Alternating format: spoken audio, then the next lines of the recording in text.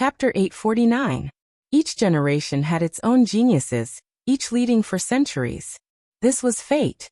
The divine dragon's bitter life was once a legend of an era, a star in the sky, an unreachable existence. However, his era was coming to an end, just like how he once ended the azure dragon, Emo Qingdi, who entered the heavenly axiom before him. However, he did not expect that today would be the day of his end, and that the person who ended him would be Emo Qingdi's junior brother, Fang Yan, whom he had once ended. He ended Emo Qingdi for his junior brother, and in the end, he was ended by Emo Qingdi's junior brother. Was this not fate?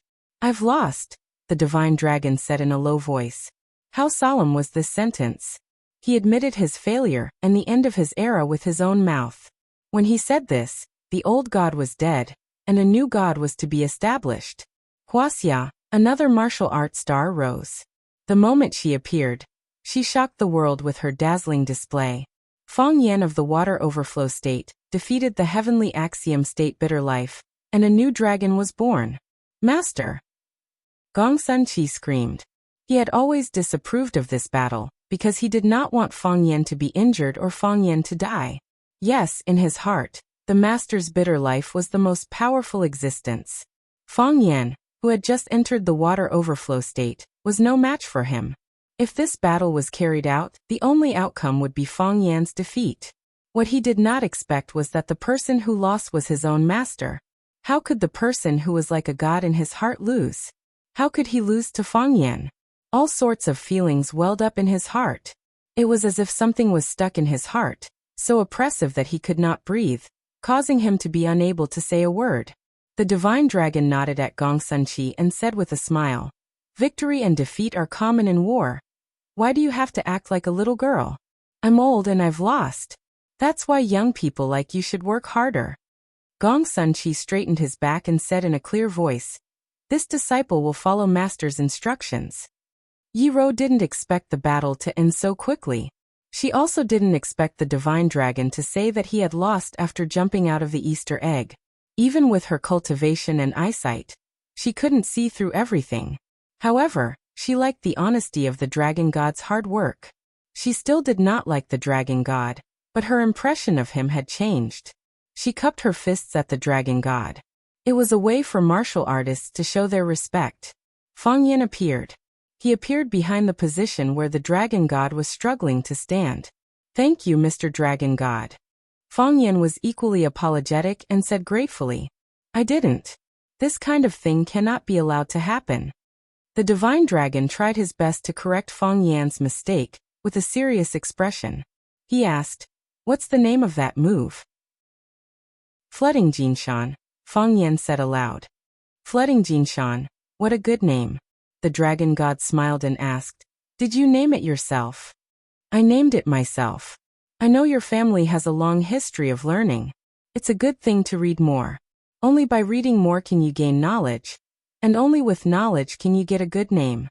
Otherwise, our martial arts heritage would be left with names like Black Bull leaning on Black Tiger digging heart, and Lazy Donkey rolling around. How would we have the face to meet our martial arts predecessors?" The dragon god said emotionally.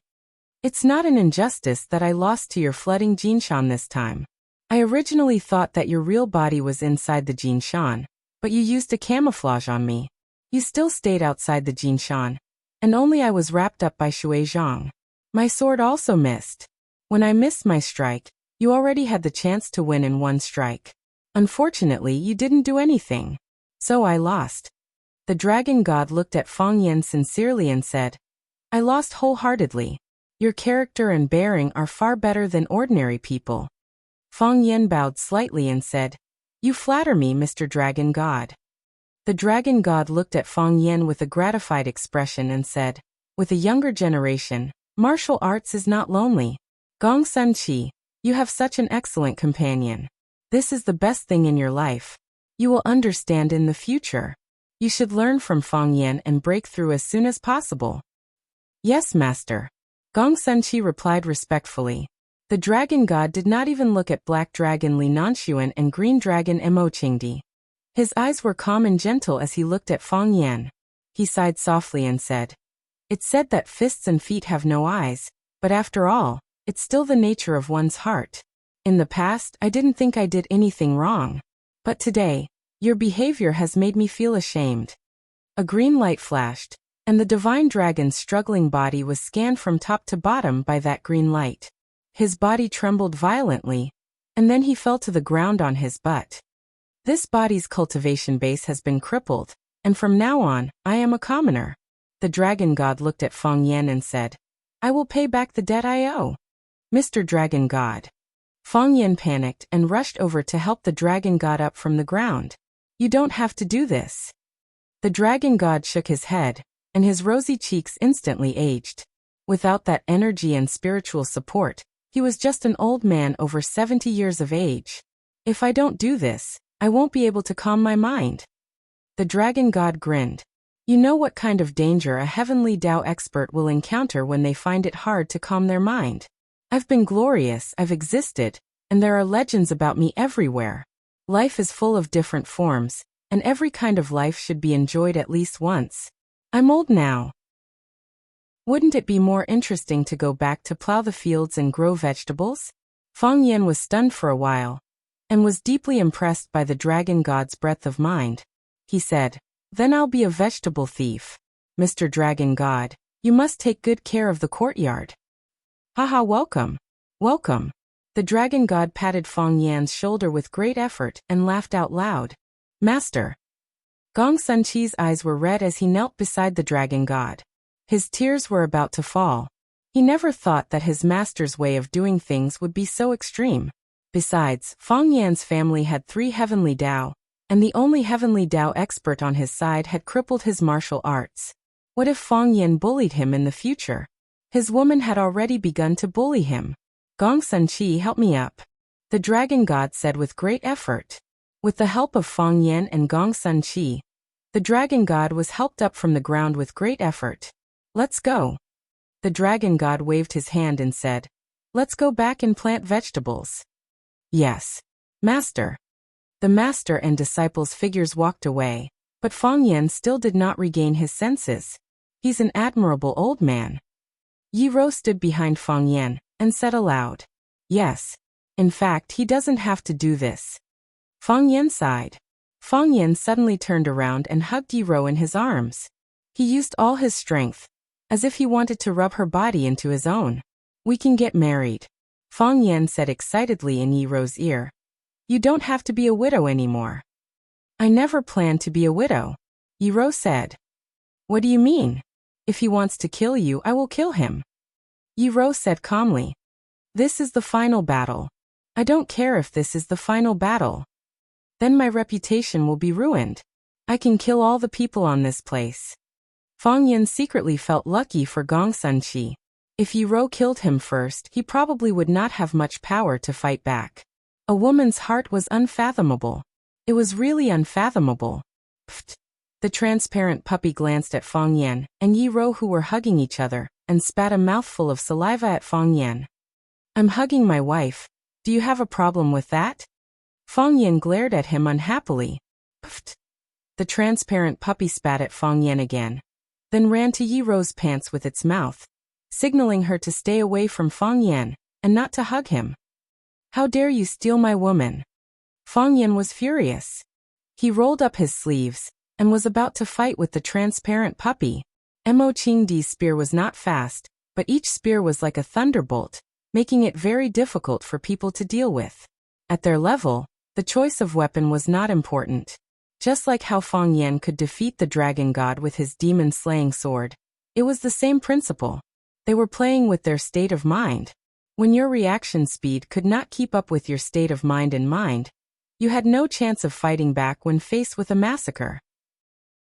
However, Mo Qingdi still subconsciously felt that it was best not to let Mo Qingdi hold a spear. He knew this was a dangerous way of thinking because he was afraid. The more he feared, the more likely he was to fail. Fear was a demon in the heart. When the demon took control of your heart, it would be difficult for you to display your true strength. Mo Qingdi had been hailed as the best spear in the world 20 years ago. The silver spear in his hand was like a god descending to the mortal world, almost unstoppable. Dark Dragon Li Nanxuan had wanted to intercept and kill him on the way over the Tai Chi diagram, but he had not expected to be stabbed in the face.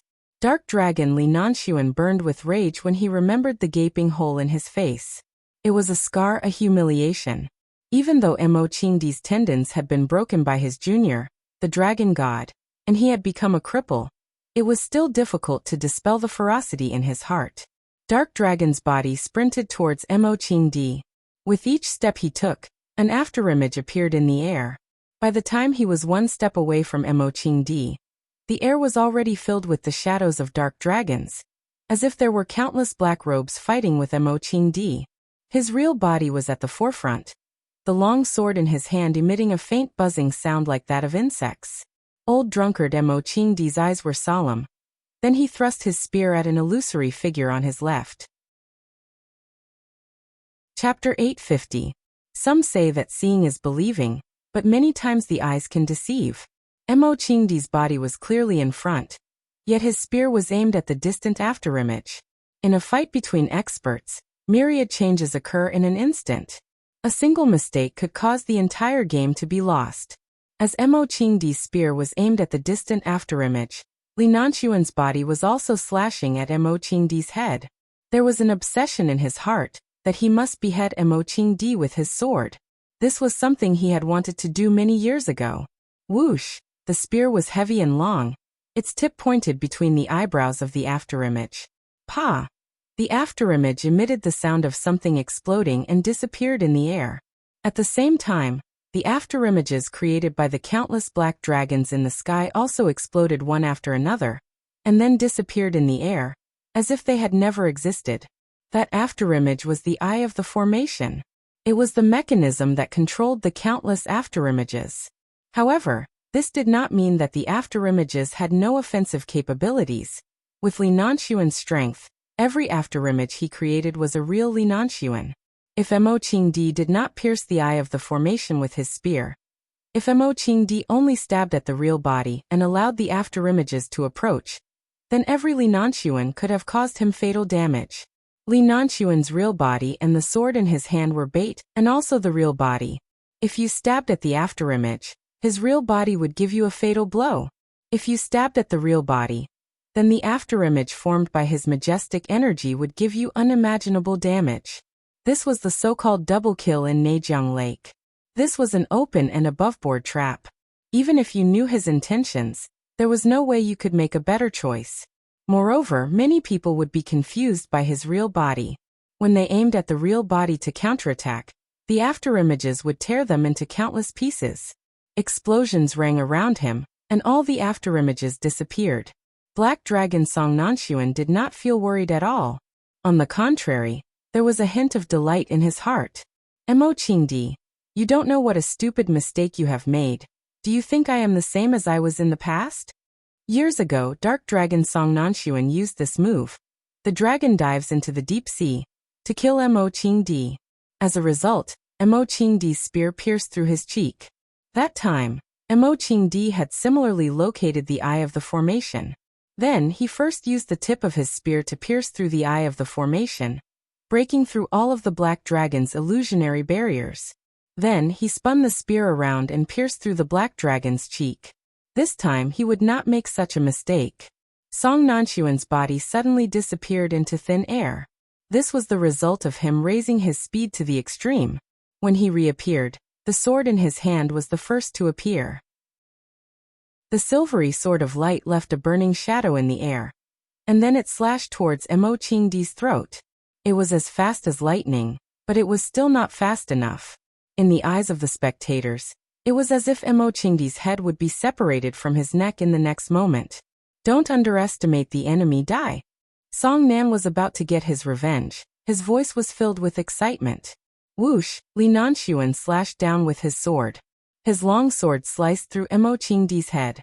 Yes, it sliced through, because when his sword was about to fall, Missouri Qingdi twisted his body at the same time. After Mo Qingdi's spear pierced through the afterimage, his body had already begun to change shape. Then he spun the spear around once again. This scene was as if the two of them had performed it countless times. Their coordination was so smooth and tacit. It was the same character from back then, the same technique, the same plot development. But there was a different result. Last time, Mo Qingdi pierced through the black dragon Li Nanshuan's cheek, leaving a scar and humiliation that could never be erased. This time, Mo Qingdi pierced through his heart. The spear pierced through the body. From the chest to the back, a stream of blood flowed along the shaft of the spear towards the tip. Until now, not a single drop of blood had dripped onto the ground. Perhaps this was the only thing that Li Nanshuan felt gratified about. He had said that he was not the same person from back then, and that he would not make the same mistake again. He had done it. Mo Qingdi. Li Nanshuan's eyes widened, his face full of disbelief as he looked at Mo Qingdi. He believed that he had improved a lot over the years, but why was Mo Qingdi, who had wasted so many years, still a head above him? This was illogical. It shouldn't be like this. It shouldn't be like this. There is one thing that you don't know. Mo Qingdi understood what he was thinking, and explained aloud. What thing? Li Nanshuan was indeed curious. Mo Qingdi pointed at the little transparent dog in the distance and said, "It runs very fast. So I ran faster and faster with it. The same technique as before. You have improved a lot, but I only improved one. I run faster than before, much faster." Mo Qingdi said softly, "I can't accept this." The black dragon Li Nanshuan's mouth began to overflow with blood. His internal organs were already ruptured, and he shouted through gritted teeth, "I can't accept this. That's what I thought back then. I've shouted this sentence countless times." Mo Qingdi said in a sorrowful voice. He remembered the time when he lived in the Feng family's courtyard. At that time, he refused to socialize with anyone, drowning his sorrows in alcohol every day, not daring to think about anything related to himself. He went from the glorious green dragon Mo Qingdi to an old drunkard that people despised and despised. How could he accept this? The only warmth he had was the Feng family. It was the Feng family that gave him tolerance and understanding, the care and concern they gave him. If it weren't for them, he probably wouldn't have lasted until now. Just when I had decided to give up and accept my fate, something like that happened at home. So I could only force myself. I forced myself to go out and walk to a place where there was no one. At that time, I did have the thought of running away. If I couldn't return home in glory, then let me be buried in the Snow Kingdom. But in the end I still found a chance. This is fate. I can't accept this. The black dragon Li Nanshuan retreated. As he retreated, the spear in Mo Qingdi's hand was also pulled out bit by bit. He swayed, roared, and shouted again and again, "I can't accept this." He walked straight past Feng Yan, past Yiro, past the little transparent dog. He wanted to go back, wanted to go down the mountain. When he reached the edge of the cliff, his foot slipped, and his head fell towards the cliff. A heaven's favorite fell just like that. Feng Yan and Yiro walked to the edge of the cliff, and looked down at the bottomless canyon shrouded in clouds and mist. Feng Yan sighed softly and said, "He's really dead. He's really dead." Yiro said, "It was impossible to survive a fall like that. Even if the current Feng Yan jumped in, he wouldn't be able to survive."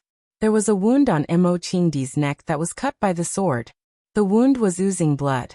Feng Yan took out a medicine bottle from his pocket, and was about to apply medicine on Mo Qingdi.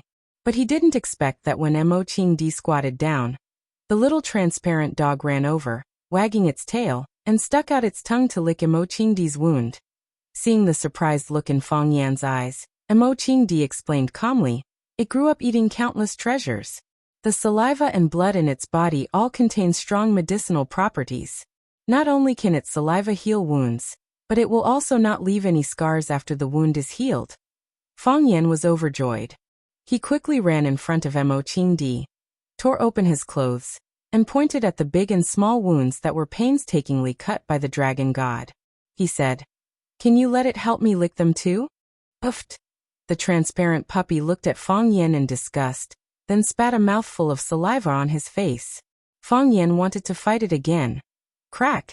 The teapot in Shifu's hand fell to the ground. He looked at the tigress standing in front of him, his lips moving, but no words came out. He exerted more effort before an indistinct voice could be heard. "What you said. Is it all true?" Absolutely true. The tigress's expression was also very ugly. I've sent people to watch the scene. If there's any news, they'll come to me. Moreover, this matter has already spread. I heard that someone saw the dragon god painstakingly ordering the master and disciple to go down the mountain. The dragon god painstakingly admitted that he lost to Feng Yan. Then what about Feng Yan? Old Master Jiang tried hard to calm himself down. At this time, the Jiang family could not panic. Otherwise, there would be no chance at all. Is Feng Yan injured? I haven't heard. The tigress's answer was a little hesitant. This battle was very covert, no one saw it with their own eyes. Whether or not Feng Yan was injured is just everyone's guess. Just a guess. Old Master Jiang's hand trembled slightly and said, just a good guess. I didn't think the worst thing would still happen. Master. What else is there? Emochingdi is back. The tigress carefully looked at Old Master Jiang in front of her, worried that if she said too much, it would stimulate the old man's heart. He's back. I heard that he found Ice Dragon in the land of extreme frost. He brought Ice Dragon back to Yen capital and rushed to the scene of the battle. Mr. Black Dragon appeared as well. The Divine Dragon and Black Dragon are fellow disciples. They were prepared to join forces to destroy Feng Yan and Yi Gentle, but at this critical moment, Emochingdi appeared with Ice Dragon. I heard. What else did you hear?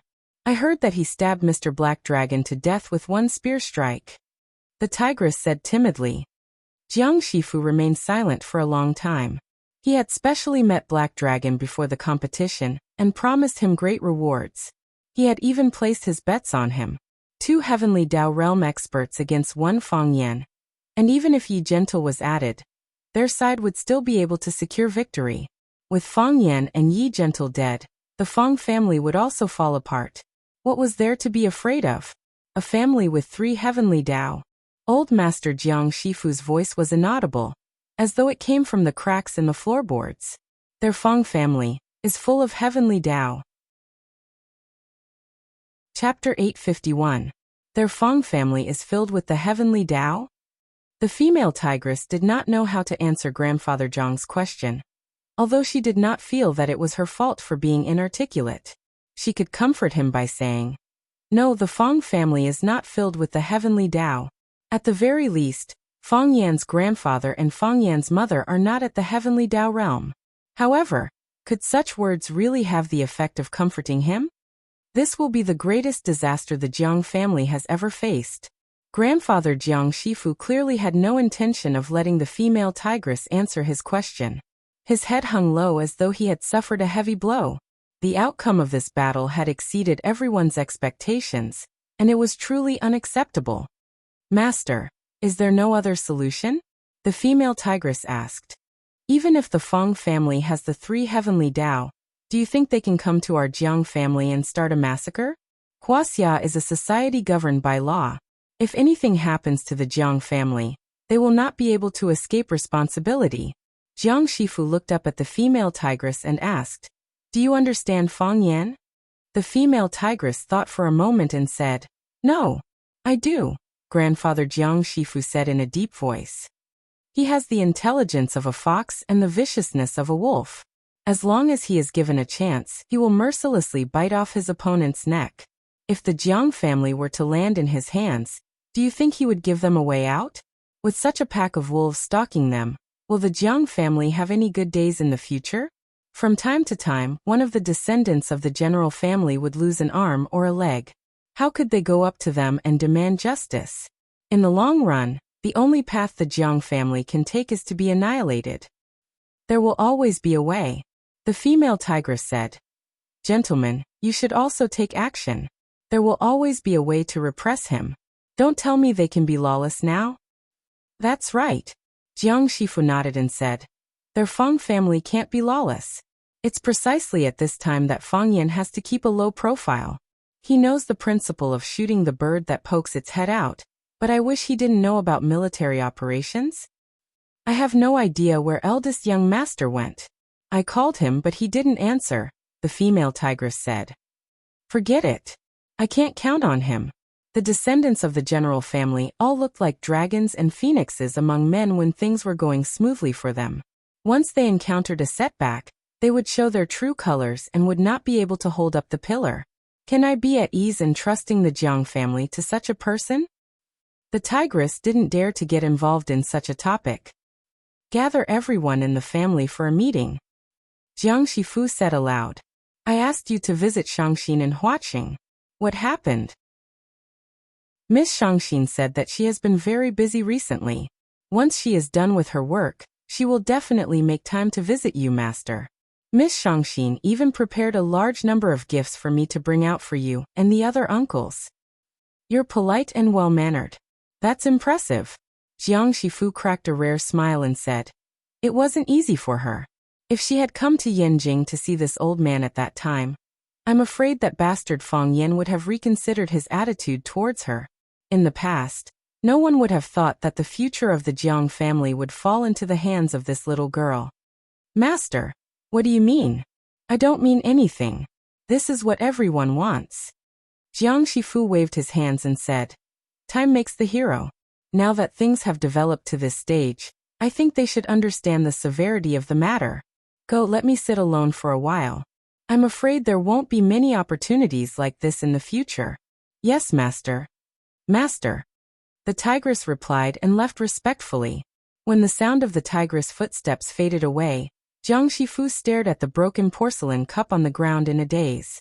How many years had it been since he had been so flustered and at a loss like today?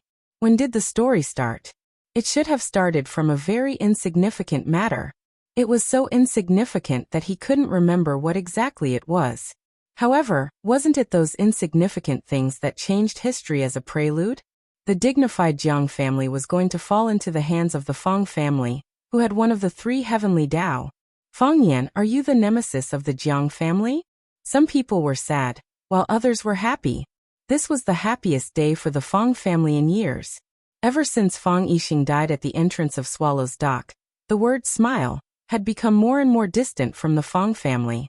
When the old drunkard took his spear and left for the land of extreme cold, he dragged the Fang family into an icy abyss. Even if there were people smiling, the smile was bitter, and it would disappear as soon as it was released. It had never been as comfortable as today, as if every laugh came from the depths of the bones. Fortunately, there was Fang Yan. Whether it was the tragic death of his father or the departure of the old drunkard, he was always there. In his own way, he kept the Fang family from falling and kept the Fang family from being destroyed. Fang Yan's persistence was meaningful. He had finally seen the rebirth of the Fang family. Lu Wan looked up and down at Mo Qingdi and said with blame, your complexion is fine, but you look a little thin. And the clothes you're wearing, they're dirty and smelly, and you didn't wash them. What animal's fur are they made of? Take them off quickly. I'll get some clothes for you to wear. Thank you, sister-in-law. Mo Qingdi said gratefully. We're a family, no need to be so polite. Lu Wan's eyes were red, and she said, it's good that you're back. Feng Hui's face was red. He obviously didn't drink a drop of wine today, but now he looked like he had drunk half a liter. Yes, it's good that you're back. It's good that you're back. I never dreamed that our Feng family would have such a day. We were about to fall, and the people were about to disperse, but now there's a glimmer of hope at the end of the tunnel. Great, it's great. In a few days, Fang Yan and Wen Raoan will get married, and our Feng family will have another member. 3 heavenly ways. This is something that has never been heard of for thousands of years. We didn't even dare to think about it before. When Qingdi first stepped into the heavenly ways, our village celebrated for a week, and our Fang family secretly celebrated for a month. Do you remember? How many chickens did we kill at that time? How many did we kill? This is the manifestation of our ancestors. I'm afraid they're grinning from ear to ear now. This time, our family must have a good celebration. On Fang Yan's wedding day, invite everyone we can, and call everyone we can. Our Fang family has been in decline for so many years. It's time for us to be high profile. It's all up to you. Mo Qingdi nodded and said. He respected this teacher of his very much. Do whatever you want. Ha ha ha, you don't have to worry about this. I know what to do. Feng Hui said with a smile. He looked at Mo Qingdi with a face full of affection and said, "It's been hard on you all these years, living alone in that cold and treacherous place."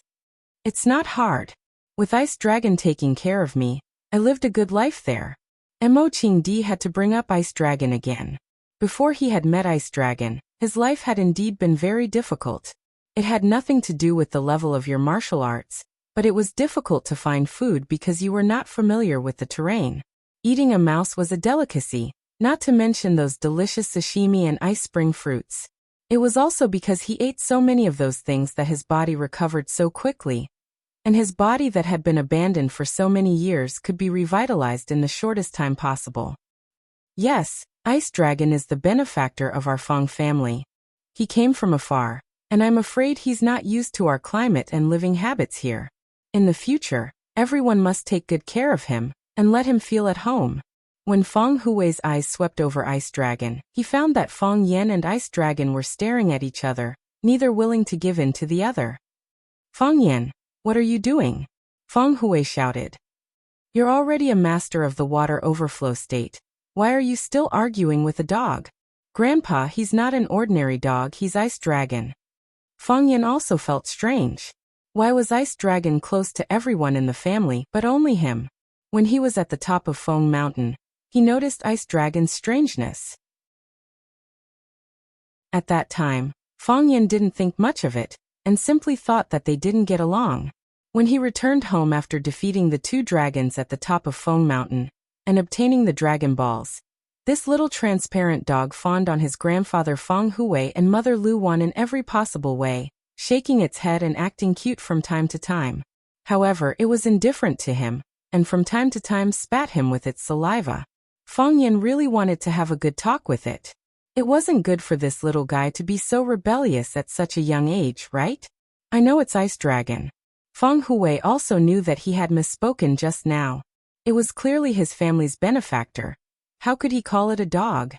It was all because it looked too much like a dog. Ice Dragon is a distinguished guest of our family, so you have to take good care of it and find a way to satisfy its needs. Also, the responsibility of taking care of Ice Dragon will be handed over to you in the future. You're the most suitable person for this matter. "Grandpa, it doesn't like me. Isn't it inappropriate for me to take care of it?" "It's precisely because it doesn't like you that it wants you to take good care of it." "Why doesn't it like you? Isn't it because you don't like it?" "Feng Yan, you have to treat this matter as an important task. If I see you bullying Ice Dragon, I won't forgive you." Feng Yan wanted to run away from home again. He felt that his status in the family was lower than that of a dog.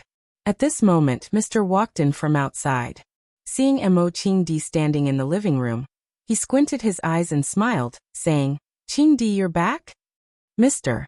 Mo Qingdi bowed and greeted Mr. "It's good that you're back." Mr. patted him on the shoulder and said with a smile. He walked straight to Feng Hui's side and sat down, saying, "The children are back. Are you happy now?" "But Yixing can't come back," Feng Hui said in a sorrowful voice. Lu Wan's eyes became moist again. On such a festive day, how good it would be if Yixing was still alive. Chapter 852. Old Master Feng Hui suddenly mentioned that his son Feng Yixing would never come back. The atmosphere in the room suddenly became heavy. The smile on everyone's face disappeared. Everyone's face was filled with nostalgia and sorrow. Only the little transparent dog shook its head and looked around, not knowing what had happened. Feng Yan walked over and held Lu Wan's shoulder. "Mom, today is a happy day. My dad knows in the afterlife. He definitely doesn't want you to be sad for him. If he saw you like this, he would be sad too, right?" Lu Wan wiped her tears and said, "I'll go to the kitchen and make something delicious for you at noon." After that, she quickly walked to the backyard. Looking at Lu Wan's back as she hurried away, Old Master Feng Hui sighed softly. Lu Wan has suffered. Yixing is not here anymore.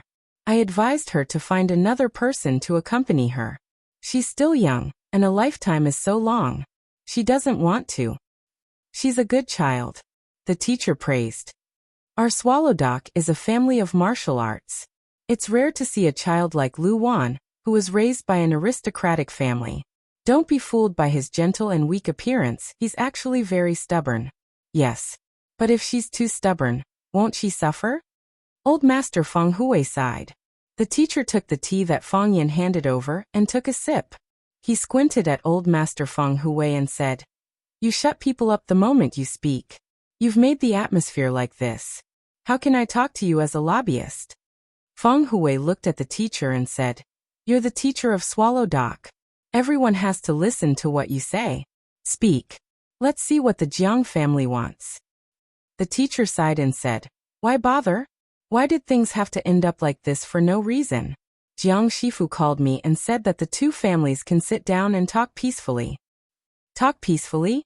How? Feng Hui sneered. Why didn't they think of talking to our family before? Are you calling us now to talk to us? Besides, my son is gone. Can he make up for the loss of our Feng family? His thick eyebrows danced as he clenched his fists. In the end, Old Master Feng Hui was really angry. The white-haired person sending off the black-haired person. This kind of pain would be difficult to diminish no matter how much time passed. The teacher looked at Feng Hui and said, "Jiang Shifu asked me to bring you a message. He said that their condition is, the Feng family can set the conditions." The man turned to look at Feng Yan and asked with a smile, "Won't you consider it?" "Grandpa will decide everything," Feng Yan said with a smile. The teacher nodded, put down the teacup in his hand, and said, "Today is a joyous day for your Feng family, and you should celebrate it well. I'll take my leave first. I don't want to be a nuisance here." "Let's have a drink at noon," Feng Hui said. "Forget it. You are not sincere," the teacher said with a smile. He patted Mo Qingdi on the shoulder and strode outside. Feng Yan sent Mr. out, and the little transparent dog wagged its tail and followed. The teacher glanced at the little transparent dog and asked, "Is this the legendary ice dragon? Don't you think it looks like a dog?" The little transparent dog seemed to like the teacher very much, running over and rubbing its head against the teacher's thigh. The teacher laughed out loud and reached out to pat the ice dragon's head, and said, "Jiang Shifu said that your family has 3 heavenly Dao, but I say, how can it be 3 heavenly Dao? It's clearly 4 heavenly Dao. This is the biggest event in Swallow Fort in the past 1,000 years. We should have held a celebration for you, but your marriage with Miss Yi will only last for 2 days, so we might as well hold the 2 happy events together." "All right, I'll listen to you, sir," Feng Yan answered without hesitation. "Sly." The teacher patted the little transparent dog's head, and said, "The Feng family are all sly, don't be influenced by them." Mo Qingdi had returned, and Feng Yan had entered the water overflow realm. Most importantly, Feng Yan was going to marry a heavenly Dao realm wife. This made Feng Hui overjoyed. Feng Hui prepared to pay his respects to his ancestors. He felt that the Feng family's present glory was all thanks to the blessings of the Feng family's ancestors and Feng Yan's father, Feng Yixing. Feng Hui knelt on a mat, while Feng Yan and Mo Qingdi, as well as Feng Yan's uncles and uncles knelt behind him. The door to the ancestral hall was tightly shut. The Feng family's womenfolk were not allowed to enter. The Feng family has only 1 heir, and their numbers are sparse. Every time I think of it, I'm alarmed. I'm worried that the Feng family's bloodline will be severed, and I'll be the greatest sinner of the Feng family. 100 deaths won't absolve me. All suffering will eventually vanish, and the Feng family's descendants will once again rise to prominence. Feng Yan is about to marry Miss Ye's gentle daughter, and the Feng family will soon have a son. Qingdi has also returned from the land of extreme frost, and he even brought back a dog. That dog is an ice dragon. Feng Yan and Mo Qingdi looked at each other. Then Feng Yan whispered, "Does this count as adding a son to the Feng family? Now you know why even the dog hates you, right?" While Yi Ro was reading in her room, someone knocked on the door from the outside. "Come in," Yi Ro called out. She thought it was Yi Fengsheng, because he was usually the most diligent in coming here. Creak! The wooden door was pushed open from the outside, and Yi Dawen walked in with a smile on his face. "Dad." Yi Ro didn't expect it to be her father, so she hurriedly stood up to greet him. "Are you reading?" Yi Dawen asked. "Don't always stay in the study. Go out when you have nothing to do. Isn't Feng Yan back? Why don't you go out for a walk and chat with him?" You're about to become his wife. You should communicate more to improve your relationship with him. Yiro looked at her father with a surprised expression. She didn't expect her father to say something like this. Didn't he always disagree with the marriage between me and Fang Yan? Even this engagement, Master personally came to be the matchmaker, and the great ancestor personally agreed, so he had no choice but to agree. Did the sun rise from the west today? Yi Daowen knew what his daughter was thinking, and awkwardly coughed twice and said, Fang Yan is a good child. I watched him grow up. He's very smart, very talented, and the most rare thing is that he's filial. It's not that I don't like him. It's just that the Fang family's luck has been too bad these years, and if you go there, you'll probably suffer. Especially in the recent period, whether Fang Yan could even survive was a problem. Don't tell me you want to marry over and become a living widow? You like Fang Yan, so you have your own persistence. But you're my daughter. I can't push you into the pit of fire. As your father, I also have my own persistence. Thankfully, Fang Yan survived, and Mo Qingdi has returned as well. This is a joyous occasion for the Fang family, and it's also a good thing for you. If you were to marry over at this time, your life would be better. Our Yi family doesn't covet the Fang family's money. Our Yi family has money. Our Yi family also doesn't covet the Fang family's power. Our Yi family has more power than the Fang family. I don't covet anything from Fang Yan, be it the heavenly Dao realm or the water overflow realm. These are important, but also very unimportant. I only hope that he can live well and treat my daughter well. That's the most important thing. Yi Daowen waved his hand, indicating for Yi Ro to sit down, and said, Read well, it's time to eat in a while. Dad. Yi Ro called out softly. Yi Daowen turned and asked, What's the matter? I've never doubted you, Yi Ro said. Yi Daowen smiled warmly, opened the wooden door, and walked out. Yi Ro sat back in her chair, but she was no longer in the mood to read. At the foot of the dark mountain, there were a few black off-road vehicles parked. In a Toyota, a man with his hands and feet tied up was struggling desperately. His mouth was sealed with tape, so even if he screamed himself hoarse, he couldn't make a sound. His feet were also tied up, so he could only kick the seat of the car with his legs tied together. Bang bang bang. A series of dull thuds could be heard, but no one reacted to it. The man's eyes were filled with despair. Gotcha. The car door was pulled open, and a man shrouded in a black robe stood at the door. He looked at the kidnapped man with a deep gaze, and after a moment of thought, he reached out and tore off the tape on his mouth. You deserve to die. After the man gasped for air a few times, he opened his mouth and said such vicious words. In the past, you were like a dog with nowhere to go. I was the only one who didn't despise you and kept you by my side, but you actually dared to betray me. Do you know what you're doing? Do you think they'll forgive you by doing this? Let me tell you, it's impossible. You don't understand Fang Yan, so you don't know what he'll do. He's much more vicious than I am. He'll kill everyone who has offended him. Do you think you still have a way to live? Without it, the only thing left for you is death. You're the same, the black-robed man spoke in a low voice. You're the same as me. We still have more choices. The man looked at the black-robed man and said, If you let me go, the Jiang family will give you a large sum of money. It'll be more money than you can imagine. Go out, don't stay in this country anymore. Go to a place where no one can find you. Change your face, you can live a life that everyone envies. It's already begun, the black-robed man said. You'll command them to kidnap Qin Tian. Are you crazy?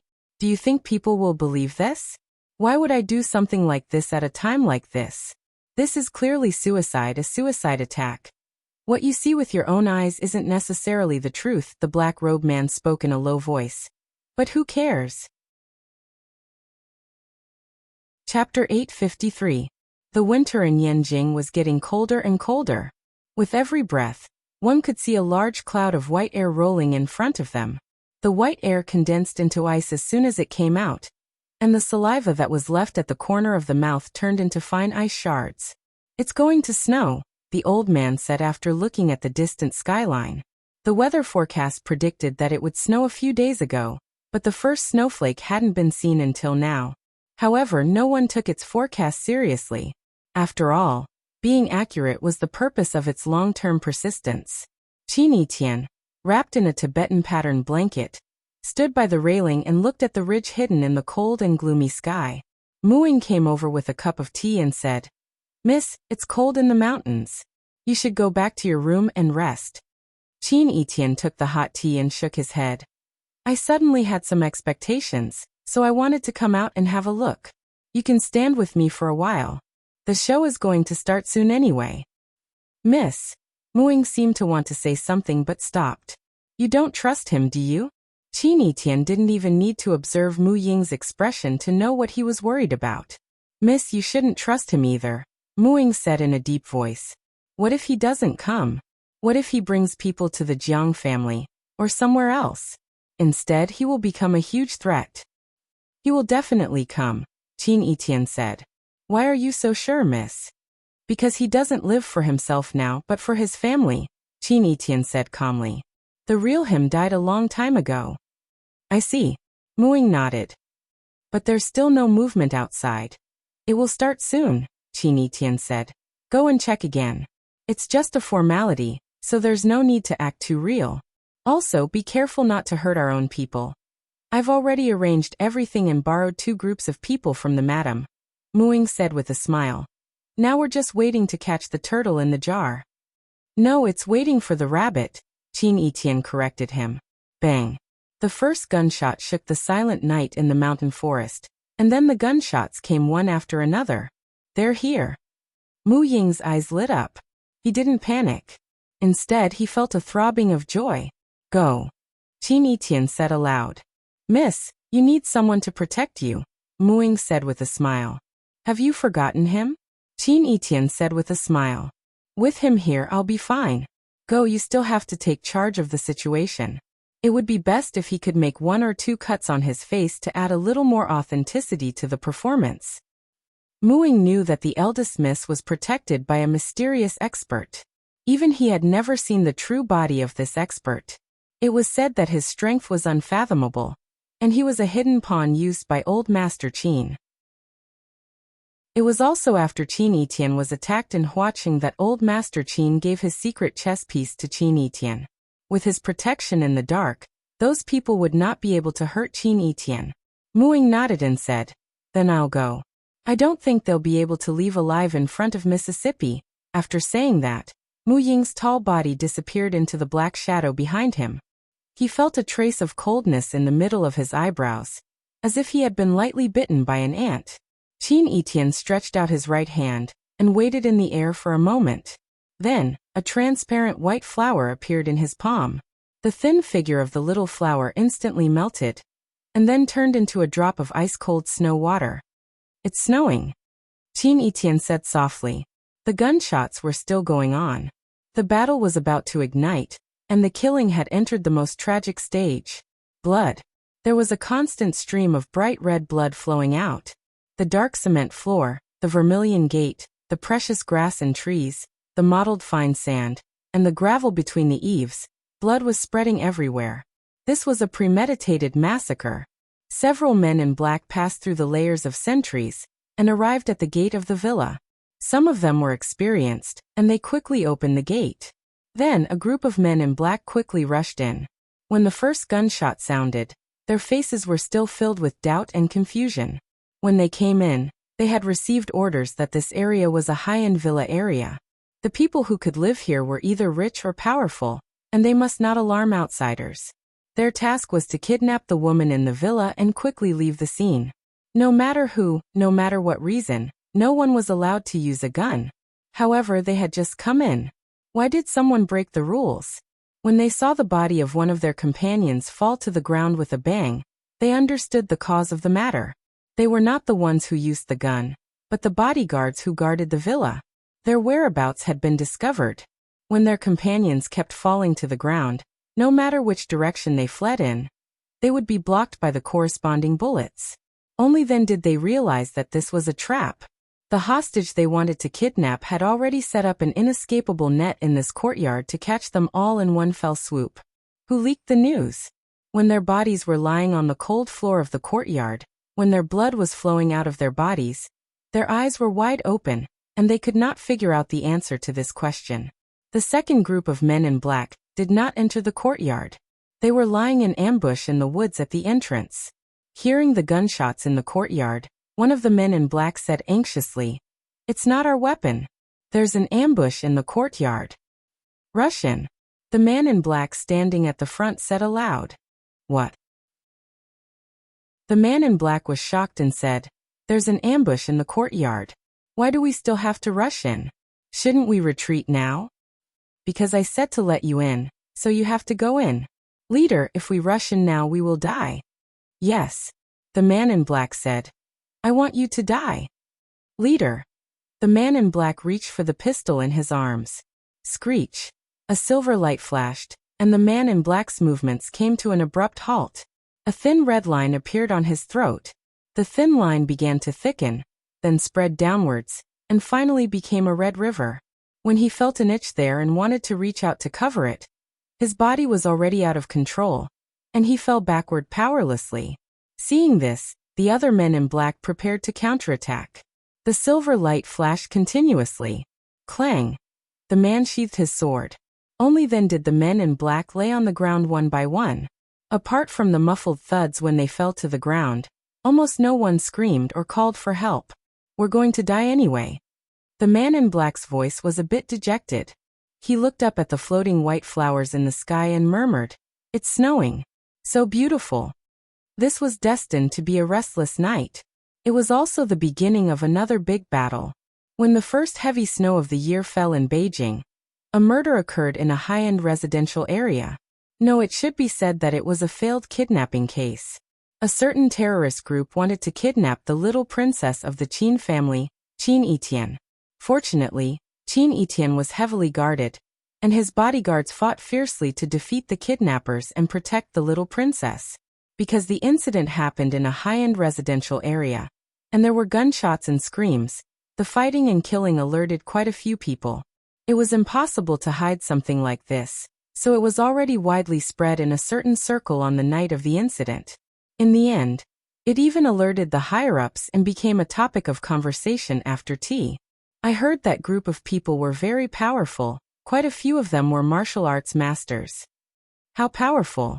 Is Dragon God that lucky? Dragon God's hard life was defeated by someone else. I heard it was done by the Jiang family. An important member of the Jiang family was captured alive by the Qin family. Sure, you can't tell anyone about this. The outside world was full of rumors, but only a few people knew the truth of the matter. The Jiang family. Old man Jiang Shifu stood in the courtyard wearing a fur coat. His boots were almost covered in snow, but he still stood there without moving, as if he had turned into an ice sculpture. The Jiang family's children surrounded him, constantly comforting him, and even begging him to enter the house. If this continued, the old man's body wouldn't be able to take it. "Dad, you should go in." Jiang Fengyi held the old man's arm and said, "It's too cold today. You've been standing here for half an hour, you'll freeze." Old man Jiang didn't move. He looked up at the snowflakes floating in the sky, but there was no focus in his eyes. "Dad, we know you feel bad, but now that the Jiang family is in trouble, we should work together to think of a solution. How can you hurt your body like this?" "Yeah, Dad, let's go back. There's no such thing as a bad luck in this world. We can always think of a way." "You can't take the cold anymore?" Old man Jiang Shifu finally spoke. His voice was calm, but full of mockery. "We Jiang family are becoming more and more delicate. No wonder we were forced to this step. When you were young, I made you read the ancestral behest. You did read it, but it didn't seem to have any effect. Born in a rich family, who can remember the hardships of the Jiang family, after living a good life for so long, who still has a sense of crisis?" "Dad." Jiang Shifu waved his hand and said, "Prepare the carriage. I'll go to the Qin family to ask for forgiveness." Chapter 854. The first snowfall in Yanjing was ferocious, and it seemed like it wouldn't stop. It had been snowing since last night until this afternoon, which meant that it stopped for about an hour at dawn. Then, God went back to work without rest. As the snow got heavier, there were fewer people on the streets. The untrodden snowflakes covered the pitch-black concrete floor like a gorgeous velvet carpet. Creak. A black car stopped at the intersection of the old street, the wheels rolling up the ice on the ground, making a crunching sound. Clang! The car door opened, and Fang Yan, wearing a light-colored suit, got out of the car. Yi Fengxing turned his head from the driver's seat and said, "Brother-in-law, should I go in with you?" "No need," Fang Yan refused. "You can't park here, so you stay in the car. If you see the police coming to copy the license plate, drive away." "Okay," Yi Fengxing agreed helplessly. "Brother-in-law, be careful." Fang Yan smiled and said, "Did you forget? I'm at the water overflow state now.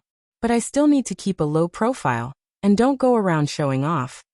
Puffed, Ice Dragon, who got out of the car, spat at Fang Yan, then immediately wagged its tail and happily ran into the crystal world of ice and snow. Ice Dragon liked snow.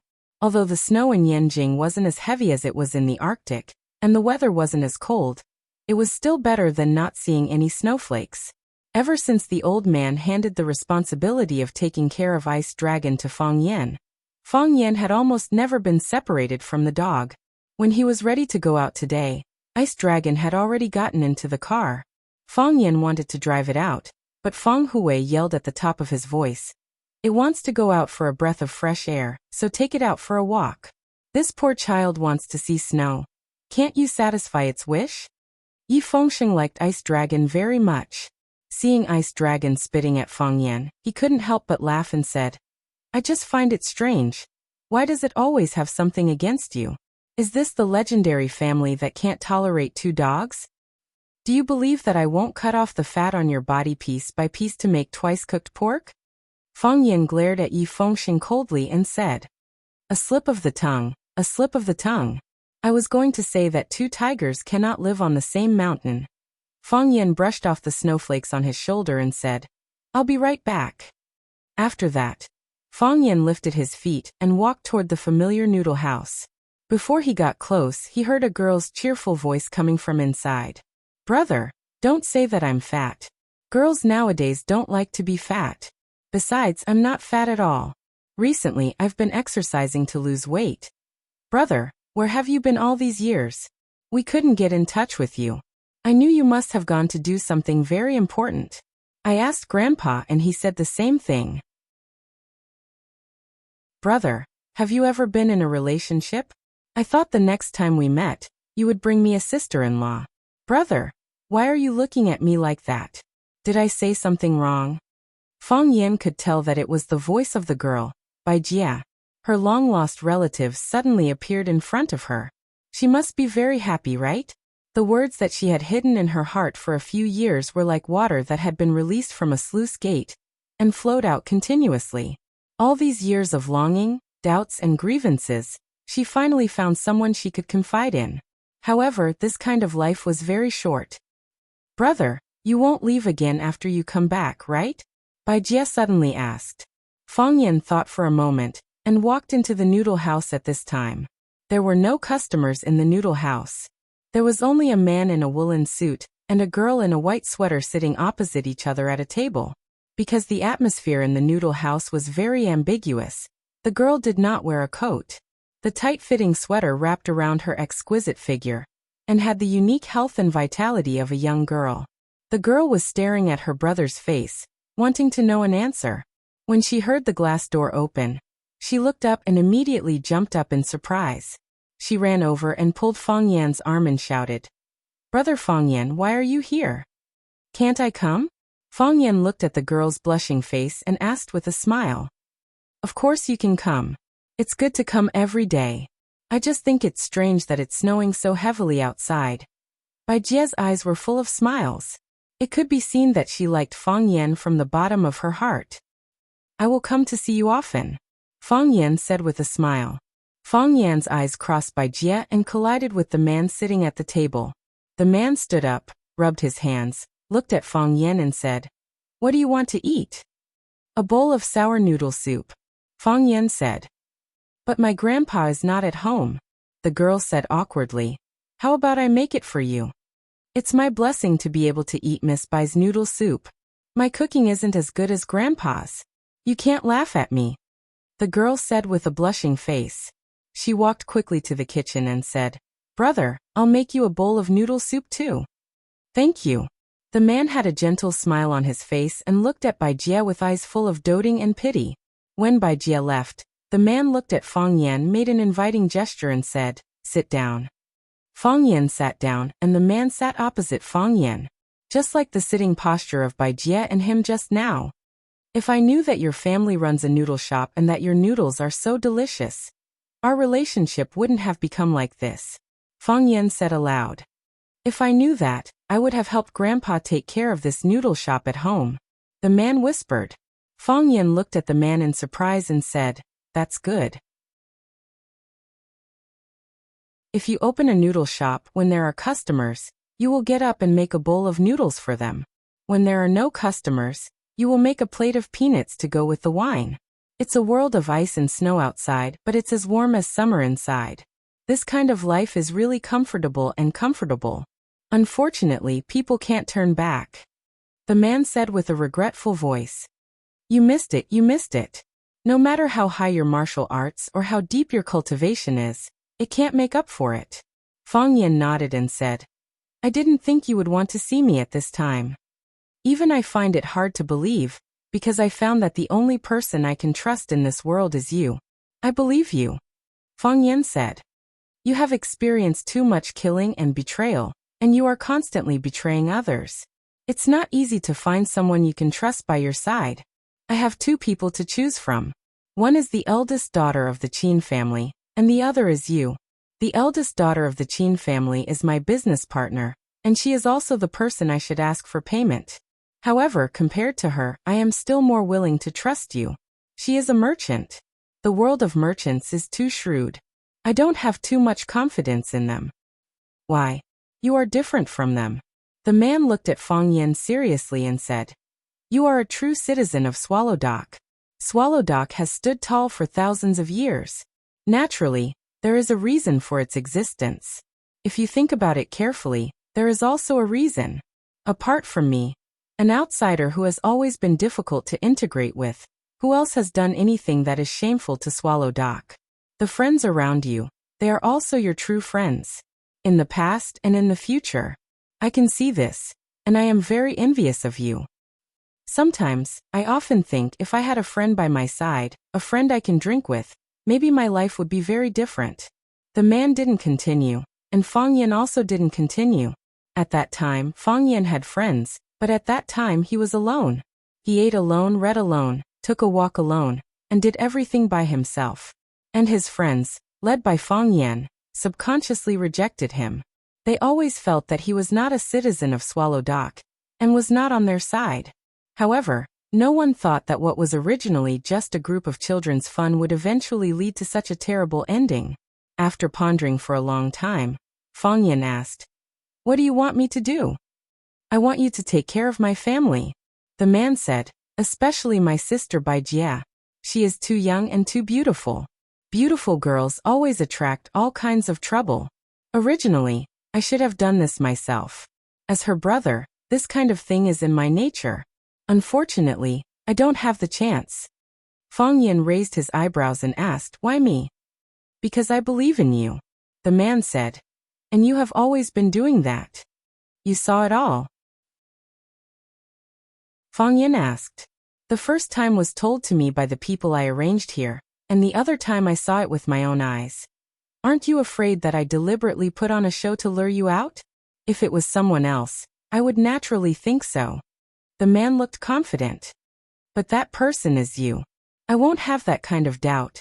You are not putting on a show. You are really concerned about her and taking care of her. I saw your expression when you were angry for her. I saw the way you looked at her. You treat her as your sister. Maybe it's because you think she is really pitiful. So, the man's voice became hoarse, as if mixed with a vague nasal sound. I beg you. Brother, what are you two talking about? Bai Jie came out with 2 bowls of sour noodle soup on a tray. Eat quickly, it won't taste good when it's cold. The man quickly got up and took the tray from Bai Jie's hand, and said reproachfully, Don't you know how to take out bowls by bowls? What if you get scalded? Brother, I often help Grandpa with his work. How can I get scalded? You are so stupid. Bai Jie said, rolling her eyes. The man put a bowl of noodle soup in front of Fang Yan, and then put the other bowl in front of himself. He added a lot of chili oil to the noodle soup, and almost poured half the bottle of chili oil into his bowl. Then, he buried his head in the food and began to eat heartily. His forehead was covered with sweat, and his face was red because of the spiciness. His eyes were moist, and then big drops of tears fell into the bowl of sour noodle soup.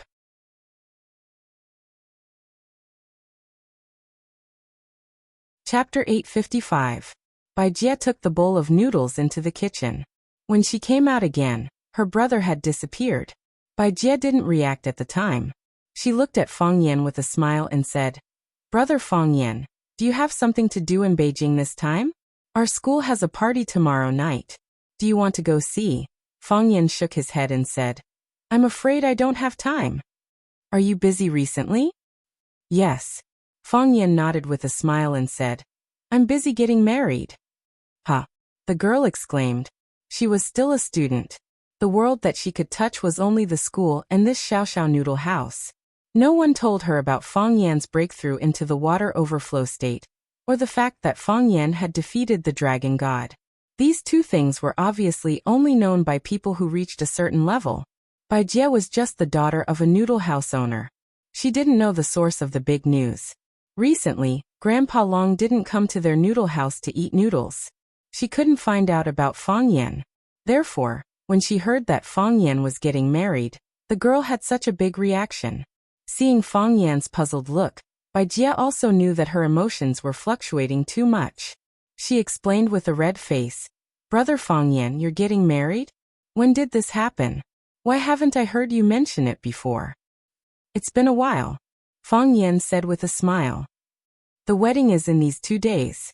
After a pause, Fang Yan looked at Bai Jie's fair face and said, "I won't specially send you an invitation. I'll get someone to pick you up. You should also go and have some fun." "Okay. Brother Fang Yan, I'll definitely go to your wedding." Bai Jie's voice was a bit flustered and her emotions were a bit complicated. "I'm afraid that we still have classes that day. It's not convenient to ask for leave now." Fang Yan smiled and said, "I'll help you ask for leave." "Big brother Fang Yan." Bai Jie's nose turned sour. In order to change the topic, she looked around and asked, "Where's my brother? Where did he go?" Fang Yan looked at Bai Jie and didn't answer her question. Bai Jie's face instantly paled, asking, "My big brother.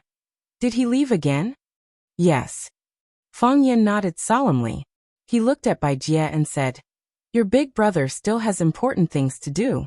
He ate the sour noodle soup you made, so now he is full of courage and motivation. When he left, he told me to take good care of you." "Brother." Bai Jie chased him out of the old street. The street was a vast expanse of whiteness. That familiar and warm figure was nowhere to be seen. "Big brother." Bai Jie shouted from the middle of the street. The cold wind whistled and snowflakes danced in the air. Her voice was blown away by the cold wind and frozen by the frozen snow. It turned into an indistinct whimper. "Big brother." She squatted on the gorgeous white carpet, hugging her head with both hands and crying out loud. There was no end to the long white carpet, as if no one knew when the end of the snowstorm would be. Fang Yan stood at the entrance of the noodle shop, looking at the sad Bai Jie, but didn't know how to comfort her. "Big brother Fang Yan." Bai Jie looked at Fang Yan with tearful eyes and said, "My big brother, is he never coming back?" "Why do you think so?" "The last time he left, he told me that he would come back soon. This time he didn't say anything." Not saying anything proves that he doesn't dare to say anything. After old Master Shifu returned from the Qin clan, he gathered all the family members to his study for a small meeting. After half an hour, the meeting was over. However, the faces of the descendants of the Jiang family who came out weren't very good. Obviously, the meeting went well, but it wasn't enough to satisfy these people. Then, old Master Jiang Shifu locked himself in his room alone, and refused everyone's request to go in and talk to him. At 3 o'clock in the afternoon, the old butler by Grandfather Shifu's side pushed open the door and entered Grandfather Shifu's study. Bai Xiu went to the police station to turn himself in. The old butler respectfully stood in front of Grandfather Shifu, looking at the master he had served for decades lying there with his eyes wide open, like a dying patient waiting for the last moment to arrive. His life was limitless, and his achievements were limitless. But he didn't expect that when he was old, he would suffer a crushing defeat. His body once contained a huge amount of energy, and in the old butler's view, that kind of energy could destroy the world. But now, it was being drained bit by bit, and finally became an old man who was no different from other old men. I've asked around, he has information on young Master Junling, young Master Jianxing, and a lot of information on our Jiang family. This information is all fatal, directly pointing out that we have a close relationship with that terrorist organization. The old steward's words were very serious, causing old man Shifu to only blink his eyes. Everything else is easy to deal with. The shameful things that Junling and Jianxing did, that's their personal business. The most fatal is the information in his hands. They consciously dragged the Jiang family into this, wanting to prove that those terrorist organizations were directly supported and covered by the Jiang family. He did indeed get some transfer data from the account in Iceland to the base. Even if we cleaned up the matter in Iceland in time, I'm afraid that the Qin family has already gathered more evidence. They came prepared and dug a trap for us to jump into. This kind of thing naturally needs to be done flawlessly. Is General Xing dead? Grandfather Shifu opened his mouth to ask. I'm not sure yet. The old butler shook his head and said, I've sent everyone out, and there hasn't been any reply until now. In any case, the police didn't see General Xing's figure, otherwise we would have definitely received the news. Whether he's dead or alive, it doesn't matter anymore. Jiang Shifu's voice was weak as he said. This time, it was the little princess of the Qin family who came to the table. She naturally took the opponent's reaction into consideration. You can't clean up the matter in Iceland. Before they launched this attack, they had already copied all the information there. Master, this is what that little princess told me herself. Grandfather Shifu said with a serious expression. I went to the Qin family, but I didn't see that old friend of the Qin family, and I didn't see Li Xingyan, only this little princess. It was this little princess who represented the Qin family in negotiating with me. The Qin family is obviously willing to accept the results of our negotiations. She's smart, but she's still a girl, so when she plays cards, she likes to hide her cards, and won't bet all her chips at once. This time they made such a big scene, and didn't hesitate to instigate by show to defect. Isn't it to defeat our Jiang family? If we don't lower our heads this time, General Xing will never show himself. A person who won't show himself, how many things can he do while hiding behind the scenes? If that's the case, our Jiang family will never have a day of peace.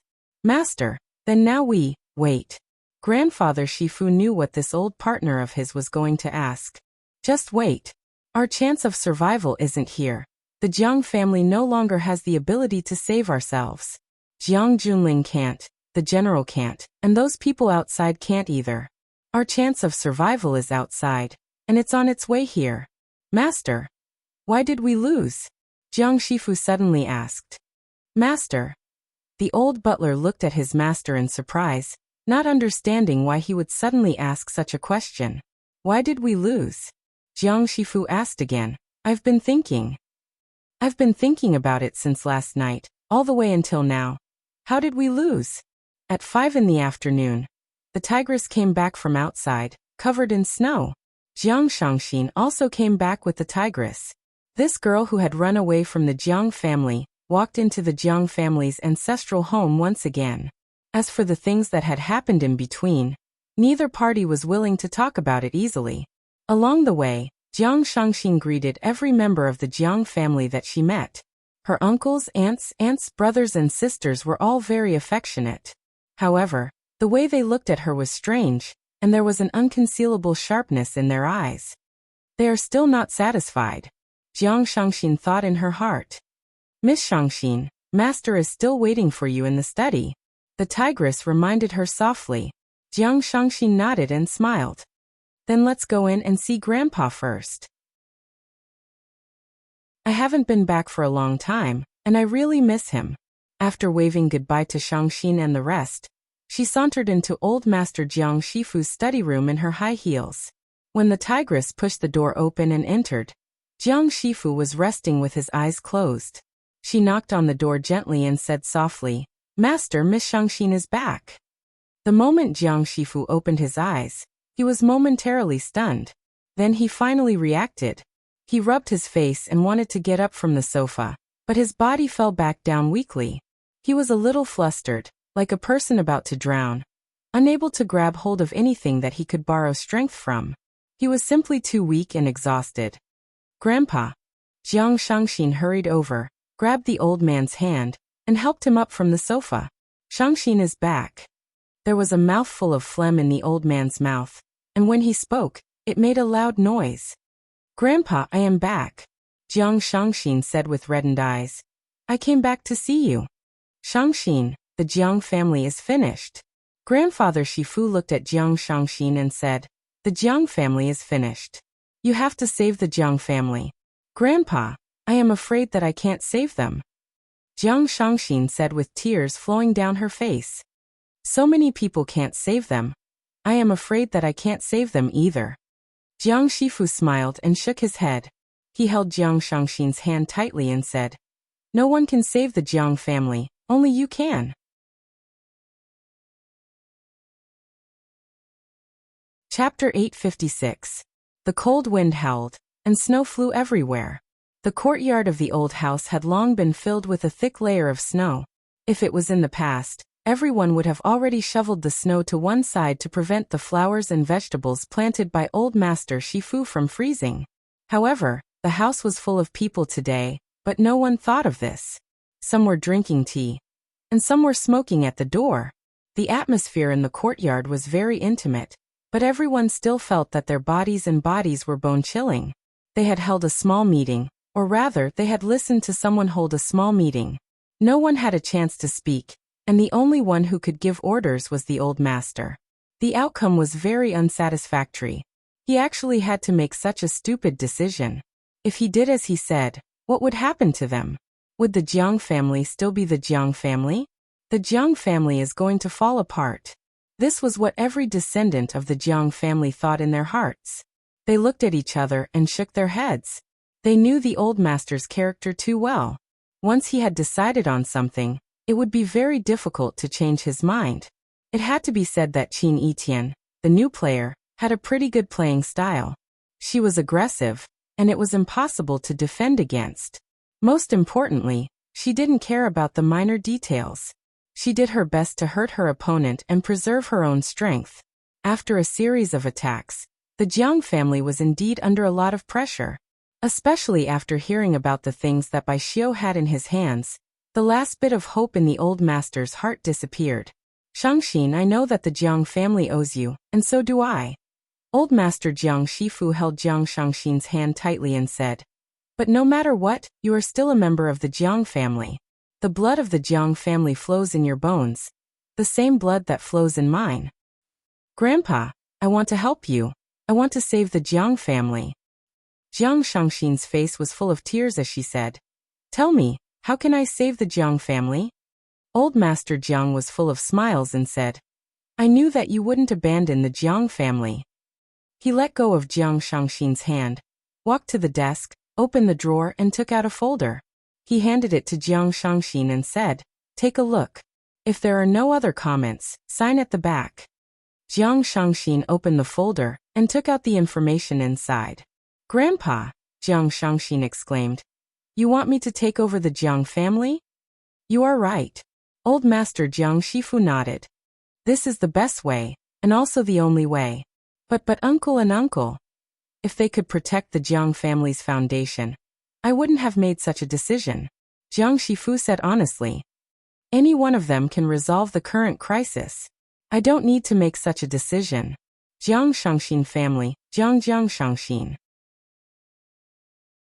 Jiang family. Jiang. Of Jiang. Jiang. Jiang family Jiang. Jiang of Jiang. Jiang of Jiang. I Jiang of Jiang. I understand the relationship between you and Fang Yan, and I also understand the feelings between the two of you. I'm not asking you to betray him, because the cost of doing so is too great. The Jiang family has already proven the strength of their opponent. I just want you to maintain your independence. You have to protect the foundation of the general family, which is to protect your own career. In that case, you will have a greater say in Fang Yan. Most women like to rely on men, but there are some women who can be on par with men, or even above all men in the world. For example, Qin Etian and you. Grandpa, if you agree, you can sign it. Old man Jiang Shifu waved his hand, looking incomparably tired, and said, I still have to tell those good-for-nothings, so that they don't act recklessly and cause trouble everywhere. Jiang Shangxin thought for a moment, and signed his name on the back of the document. Let them in, Jiang Shifu said. Jiang Shangxin left, and the group of people from the Jiang family entered. The people of the Jiang family came in, and the people of the Jiang family left. From then on, no one was able to enter Jiang Shifu's study. Old man Jiang Shifu sent word that he wanted to have a good rest, and no one was allowed to disturb him. When dinner was ready, the old butler went to invite old man Jiang Shifu out for dinner. He shouted for a long time, but no one responded. When he went in, he saw his entire body lying on the floor beside the sofa. His body was bent and twisted, looking like a steamed prawn. He choked to death on the phlegm in his throat. When someone returned, he would walk on the path of glory. When someone went far away, there would be no more news.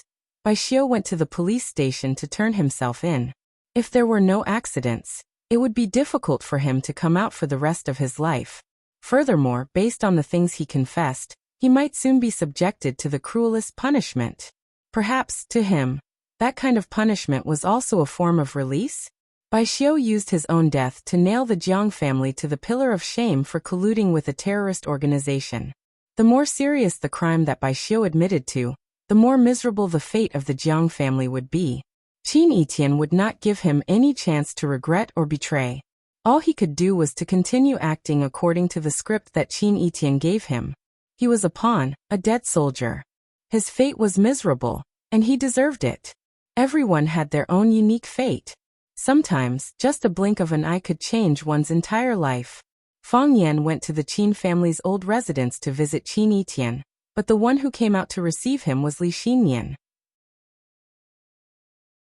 This gorgeous and noble woman, who made people feel respect, was not very enthusiastic towards Fang Yan. In fact, she was even colder than the last time they met. Li Xinyan liked to drink coffee. She liked the rich aroma. Gently stirring the liquid in the cup, she looked at Fang Yan sitting across from her and said, Did you come to say thank you? I am indeed very grateful to the Qin family. If it wasn't for the Qin family's help this time, I don't think things would have been resolved so quickly, and there wouldn't have been such a satisfactory solution. Li Xinyan interrupted Fang Yan's words and said, You're mistaken. The person who helped you was Qin Etian, not the Qin family. The Qin family did not intend to help you without any bottom line, because this is not the most advantageous choice for the Qin family. I understand, Fang Yan said with a sincere expression. You represent the Qin family, so when I see you, I have to thank the Qin family. When I see Etian, I will personally thank her. Fang Yan. Li Xinyan's beautiful eyes thoughtfully looked at Fang Yan and said, You have achieved success at such a young age. At such a young age, you already have such a high level of cultivation. Soon, you will marry a beautiful wife and become a celestial couple. On the wedding night, during the imperial examination, you have achieved both, right? Fang Yan was silent. He didn't know how to continue this topic. Li Xinyan sighed softly and said, Seeing Fang Yan will ruin your entire life. Since you chose to give up in the end, why bother continuing? Fang Yan opened his mouth, but still couldn't say anything. He stood up, bowed deeply to Li Xinyan, then turned around and walked outside. Li Xinyan looked at his back and thought for a long time, then ordered the servant next to him, Invite the young lady over for coffee. The servant left, then quickly ran back and said, Madam, the young lady has gone out. Li Xinyan frowned and said, It can't be cut, and it's messy.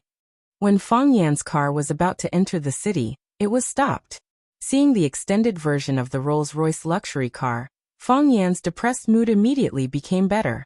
The roof of the car was already covered in a layer of snow. It seems like this car has been waiting in the snow for a long time. The back door of the car was opened by Muing. A girl wearing a red down jacket, a red wool hat, and a thick towel around her neck stepped out of the car. She stood in the snow, looking even whiter and brighter than the thousands of miles of snow. She waved at Fang Yan and said, "Mr. Fang, let's go see the snow." Fang Yan opened the car door and walked towards Qin Tian. "Why are you here?" Fang Yan asked aloud. "Waiting for you." The girl answered matter-of-factly. "I just went to the Qin family's old house. I wanted to say thank you in person." Qin Tian picked up a snowball from the ground and threw it at Fang Yan.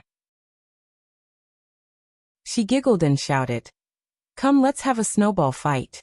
You have to be careful, I'm very powerful." Fang Yan was stunned for a moment. Then he bent down and grabbed a handful of snow from the ground and threw it at Qin Tian, who was running away. One was running in front, and the other was chasing behind. They were laughing, and snowballs were flying everywhere. It was as if they had no worries. Muing stood next to the motorcade, watching the scene in front of him with a worried face. In this world, there was actually someone who could refuse the young lady of the Qin family. What was wrong with this world? The sky was getting dark, and Fang Yan was finally going back to Swallow Dock. Qin Tian stood next to Fang Yan's car, her gem-like eyes staring at Fang Yan without blinking. She said, "Mr. Fang, I may not be able to attend your wedding, but I've already sent someone to send a gift." Etienne. Fang Yan's heart tightened. This feeling made him feel like he was about to suffocate. Although he was already a water overflow state master, his cultivation couldn't make his heart feel at ease at this moment. The girl's delicate and flawless face looked at Fang Yan. Her lips moved, and she said in a barely audible voice, "You must be happy." Chapter 857. From the 6th of the 12th lunar month onwards, Swallow Dock became busy. This wasn't just a joyous occasion for the Fang family, but for all of Swallow Dock. A sect with 3 heavenly Dao was something unheard of in Swallow Dock, the reclusive leader of the inner pugilistic world. Furthermore, there was an elusive and transparent dog. The people of the inner pugilistic world were all knowledgeable people. They could tell its true strength from its minute actions. According to Swallow Dock's tradition, every time someone stepped into the heavenly Dao realm, the entire village would celebrate for 7 days. It just so happened that Fang Yan was getting married to Yi Rou. The marriage of 2 heavenly Dao realm experts was a joyous occasion that couldn't be celebrated for any length of time. Fang Yan's grandparents came ahead of time. Lu Gong was still thin and lean. He patted Fang Yan on the shoulder and said with a laugh, "Finally, there's someone who can control you. Let's see if you still dare to be so lawless in the future." Instead, it was his grandmother who pulled Fang Yan's hand to a corner and asked softly, "Did Chaoga give an explanation for your marriage with Wenro? I wonder what the child has been busy with recently. She hasn't visited us in a while. Did something happen?" Previously, the general family had been pressing hard on them. The Chaoyan technology that Lu Chaoga represented, as well as the Flower City enterprises that she led, had suffered a huge blow. They could be devoured or disintegrated at any moment. Back then, Lu Chaoga had been abnormally busy and was under immense pressure. She had no way of diverting her attention to visit the 2 elders. It would be bad if they noticed Lu Chaoga's impatient mood. Fang Yan patted his grandmother's hand and said with a smile, "I spoke to her on the phone and invited her to attend my wedding. She said that she's been too busy with work recently and has too many things to handle. However, I'll be heading to Flower City soon. When the time comes, I'll bring her along to visit you." Fang Yan, what's going on? His grandmother looked at Fang Yan in confusion. She was confused by the complicated relationship. Fang Yan smiled awkwardly and said, "Grandmother, let me explain it to you slowly." "Okay." Grandma nodded and said, "Don't let the girl down." "I know." Fang Yan nodded seriously. Pitter-patter. The sound of firecrackers rang out again from outside. Zhou Mingli was playing with firecrackers outside with a group of kids from Swallow Dock. Fang Yan's aunt Fang Yijing ran out of her sister-in-law Lu Wan's room and shouted, "Zhou Mingli, you're being naughty again." Fang Yan turned around to stop his aunt and said with a smile, "Auntie, it's okay. Let them play. I'll chase them into the forest at the back." Fang Yijing smiled and said, "There are so many guests at home. It'll affect people's conversation." The last time Fang Yijing came back, Her husband Zhou Fan and son Zhou Mingli did not get along well with Fang Yan, which made her feel terrible. No matter what, this was his home. If her husband and son looked down on her home, it would be a slap to her face. However, some things happened later on. His son, Zhou Mingli, was completely subdued by Fang Yan. His husband also realized the depth of the Fang family's foundation. It was a bit unscrupulous, but the Fang clan could prosper under Fang Yan's leadership. As a married woman, she could live with more confidence in her husband's family. That's fine. Fang Yan did not care about this and said, "Listen to Auntie." Zhou Fan came back with a group of people. It was snowing outside, but his face was red and there were beads of sweat on his forehead. "Unload the goods on the cart. Everyone be careful. Put the valuables in the house in the backyard. We'll have to carry the burden to the Yi clan. Yi Fengsheng, red cloth. Pay attention to the corner of the cloth. Don't step on it. It'll be wasted if you step on it. Zhu Xiaodan, what are you doing? Put the 2 carps in the tank. Don't let them die. You can't find a bigger carp. Wanjing, come and help carry these steamed buns." Zhou Fan was Lu Wan's assistant and also the housekeeper of Fang Yan's wedding. If Lu Wan was too busy or it was inconvenient for her to show up, he would bring a group of young people to help. "Uncle, sit down and have a cup of tea," Fang Yan said. "I'm not tired." Zhou Fan waved his hand. "The big day is getting closer and closer. Everything has to be prepared. This is the biggest event in life. We can't be careless. We can't be careless." Without saying anything to Fang Yan, he turned and ran to the backyard. Mo Qingdi accompanied Fang Huwei to entertain the guests. The teacher and some respectable elders of Swallow Dock were drinking tea and chatting in the room of the old man. From time to time, Fang Huwei's hearty laughter could be heard. It seemed that the old man was in a good mood. Everyone was busy except for Fang Yan himself. Fang Yan was the groom of this wedding, but he was the most leisurely person in this wedding. On the 7th of December, more guests arrived at Swallow Dock. The current headmaster of Rosefinch Secondary, Zhong Dei, and the former headmaster of Rosefinch Secondary, Zhang Xiaofeng, came together. Li Mingqiang, the former dean of Rosefinch Secondary and the current vice-headmaster, also came together. He grabbed Fang Yan's hand and refused to let go. With red eyes he said, "Mr. Fang, I haven't seen you for a long time. You're not here. Everyone is fine when you're not in Rosefinch." Baldy, Fang Yan's confidant, also came. Baldy came with his girlfriend. Baldy and Lia Hua from the logistics department of the school confirmed their relationship. It was said that they were ready to get married at the beginning of next year. When Fang Yan saw Baldy, he gave him a big hug. Baldy, who was wearing a suit and tie, couldn't stop shaking. He stammered that Yanjing was too cold, and he wasn't prepared. Lia Hua looked simple, and seemed to be a good woman who lived at home.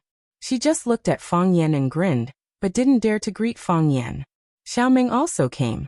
She came on behalf of Lu Chaoga. She brought Lu Chaoga's gifts, a set of keys to a villa in Yanjing, and a Ferrari car key. The villa was bought a long time ago, and even the decoration had been completed. The car was ordered from abroad before, and it could be delivered on the day of the wedding. Lu Chaoga was considerate. When Xiaoming saw Fang Yan, she wanted to say something but stopped on second thought. She whispered, "Mr. Fang, I think Headmaster Lu." "What's wrong with Headmaster Lu?" Fang Yan asked. Xiaoming thought for a while and said, "I think she might be a little uncomfortable." Fang Yan thought for a while and said, "I'll talk to her on the phone again." "Okay." Xiaoming nodded with a red face and said, "Mr. Fang, congratulations. I wish you a long life together, and 100 years of happiness." "Xiaoming, I also wish you find your Prince Charming soon." Fang Yan patted Xiaoming's shoulder, and said with a serious face. Xiaoming nodded again and again, but there was a trace of melancholy in her heart that was difficult to dispel. On the 8th day of the 12th lunar month, the sky was still dusky, but the giant beast of Swallow Dock had already woken up. Countless people woke up from all corners, and then rushed to the Fang family, or the Yi family.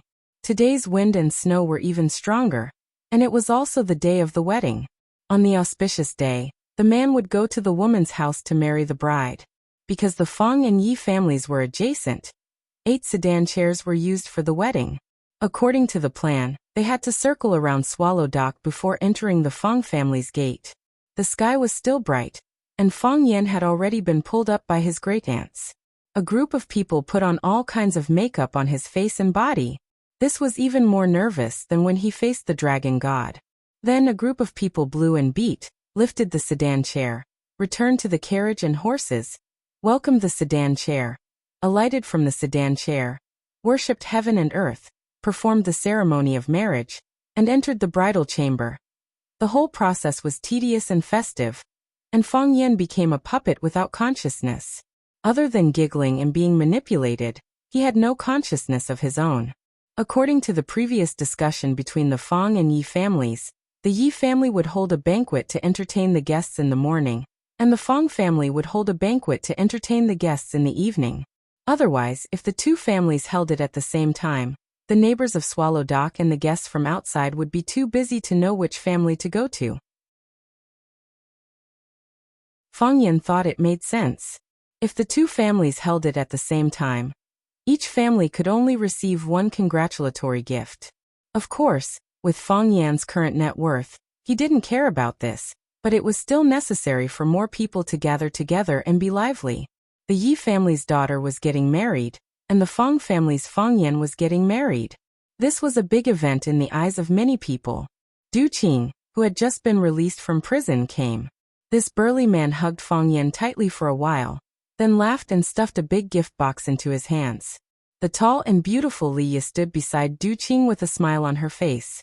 The tall and skinny Fong Haohan stood beside Li Ye with a silly smile on his face.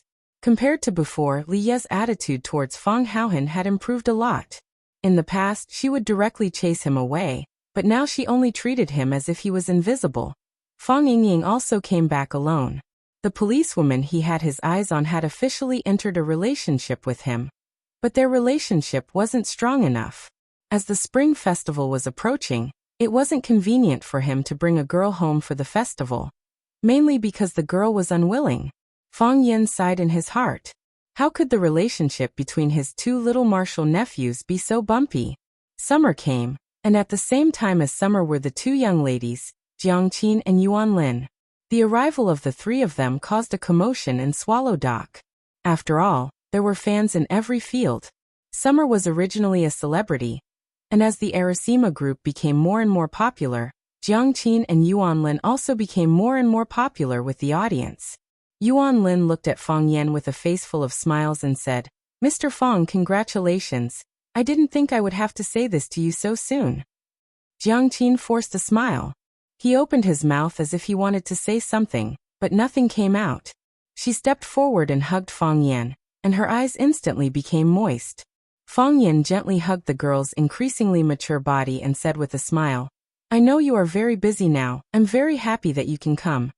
"No matter what, I have to come," Jiang Qin said in a low voice. Then, when no one was paying attention, she ruthlessly bit Fong Yan's neck.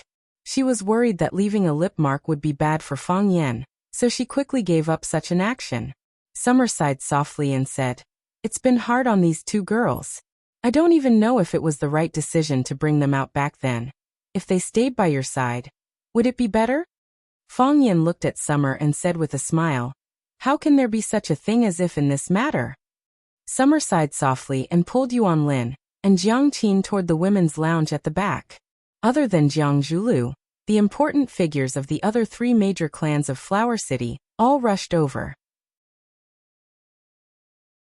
The Lan clan sent Lan Mountain Valley, the Lu clan sent Lu Shu, and the Mei clan sent Meiying Xue.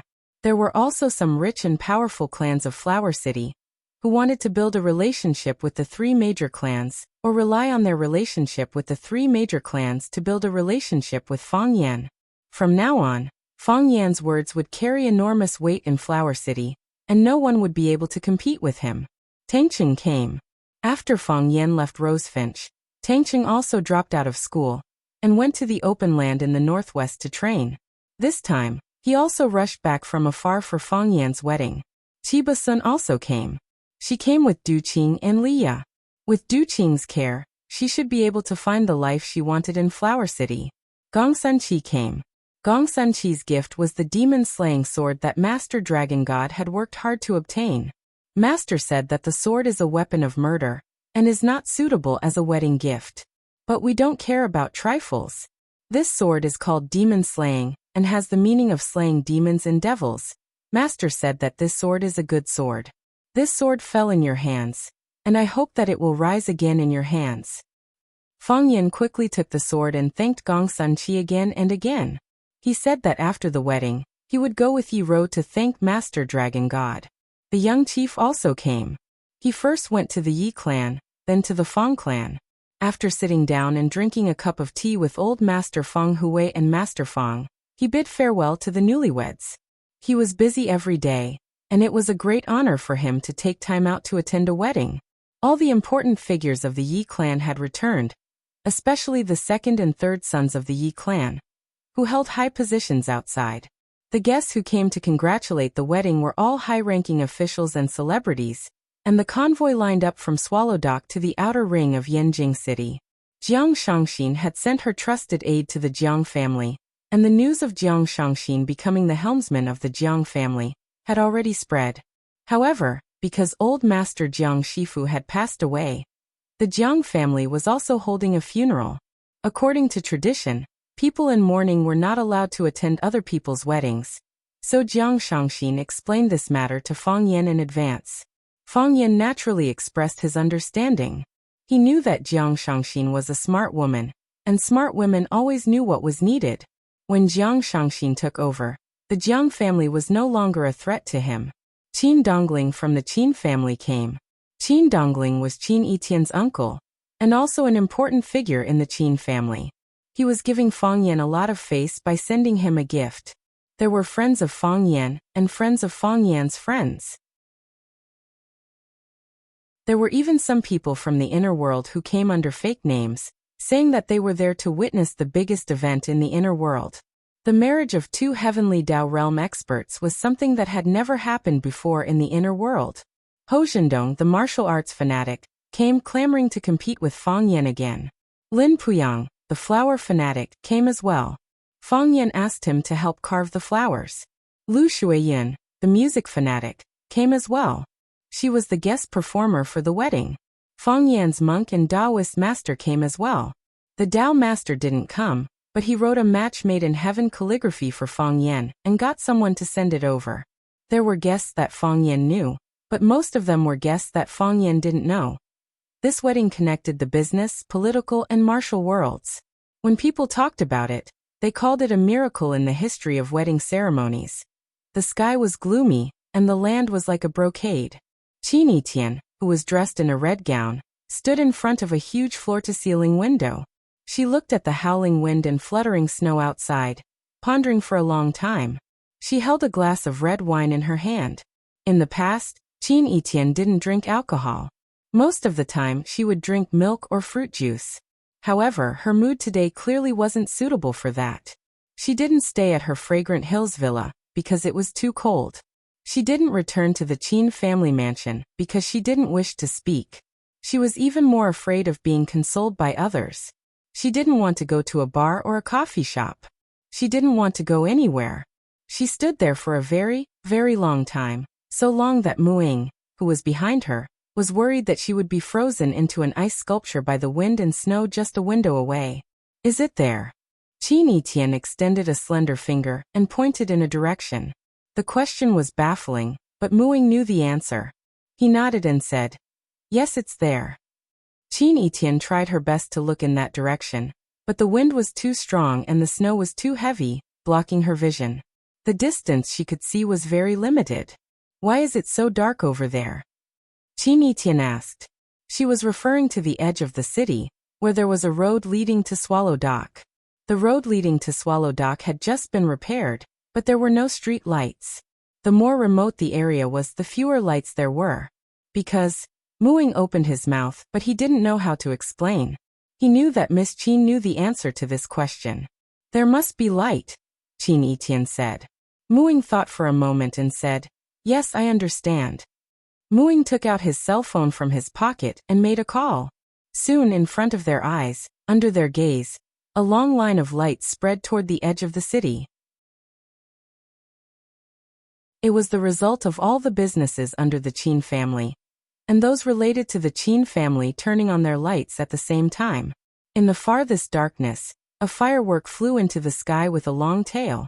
Pa! The firework bloomed high in the sky, stunning the entire night sky with its colorful colors. Crack, crack. Countless fireworks rushed into the night sky at the same time, as if there were countless flowers blooming in the sky. It was overwhelming, lively and prosperous. A smile finally blossomed on that flawless face. She said softly, "The liveliness is theirs. I have nothing."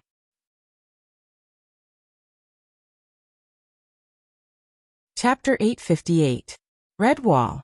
Mystic Department. The fragrance of tea wafted everywhere, but no one lifted it to drink. The young chief looked at the old man sitting opposite him and said in an extremely respectful tone, "Sir, are you really going to let him go just like that? Aren't you going to reconsider?" Sir laughed out loud and said, "You speak as though it's a huge piece of fragrant steamed bun. Back then, I didn't want to enter, but Elder Zhu pulled me in. Now that I'm leaving, are you not going to let him go?" The young chief looked at the old man apologetically and said, "I heard from Elder Zhu that back then, you had the chance to step into the heavenly Dao realm, but your mental barrier was to sever all ties with the mortal world. You weren't willing to return to seclusion, so you retracted the foot you had taken. This delay lasted for dozens of years. The country owes Swallow Dock, and even more owes you. It's all fate." Sir smiled and waved his hand. With a nonchalant look he said, "It's fate that they were born in Swallow Dock. It's also fate that I became Swallow Dock's sir. I was at fault regarding Bai Xiu's matter. I had long wanted to resign, but it was an eventful period for Swallow Dock. Now that peace has returned, I naturally have to leave. I'll use the remaining time to plant crops and pick up dung. Who knows, if I have no desires, I might be able to take that final step before I leave." Sir sighed lightly and said with a regretful tone, "I've practiced martial arts all my life, but I can't go in and see what that world is like. I still feel indignant. I won't hold you back if you wish to leave, sir. But do you have a successor in mind, sir? This time, sir, you have to help keep a close watch." "I originally had my eyes on Fang Yan," the teacher said aloud. The young chief laughed and said, "The person I originally had in mind was Fang Yan. But it proves that the person you like now isn't him, right? How did that kid make you angry?" "I had a conversation with him a few days ago," Sir said.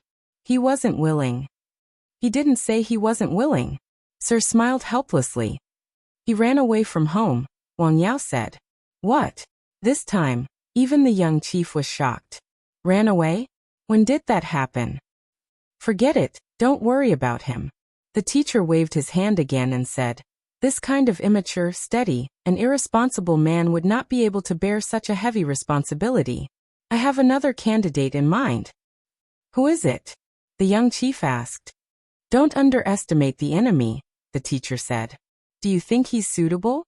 The teacher nodded with absolute certainty and said, "There's no one more suitable than him. If he hadn't perished in the battle with the dragon god, I wouldn't have accepted Bai Xiu. The position of master should have been his 26 years ago."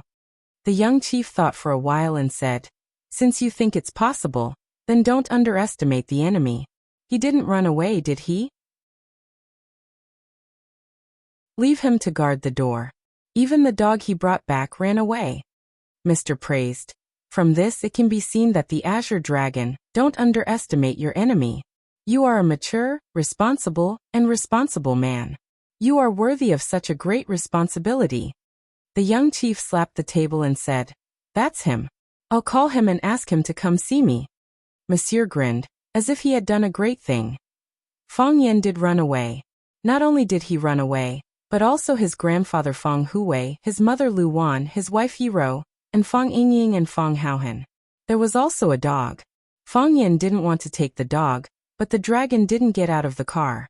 Fang Huwei glared at him and asked him to go out for some fresh air. So Fang Yan had to leave a seat for him in the car. Ever since his grandfather Fang Huwei became crippled, he had never left Swallow Dock.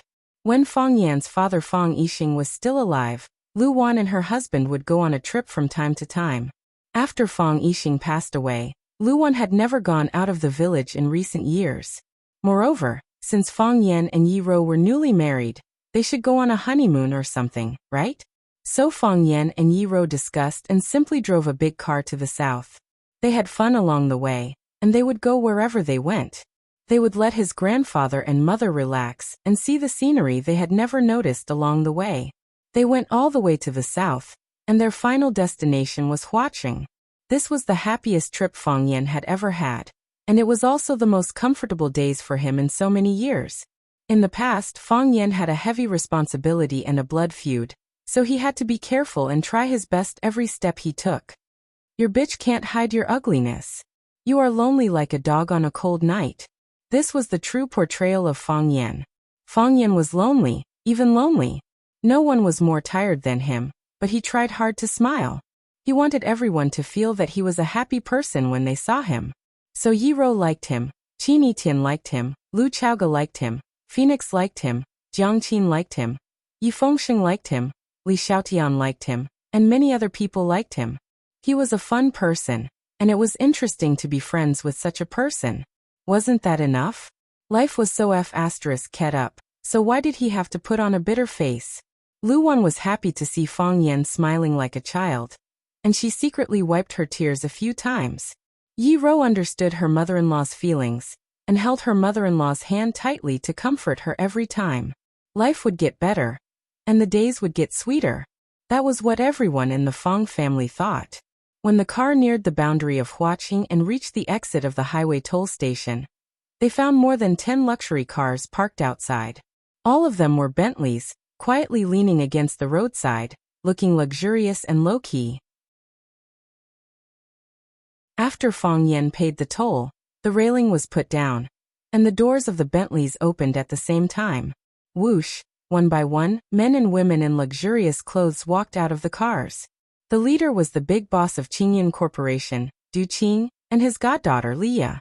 After he got out of the car, he paused for a moment.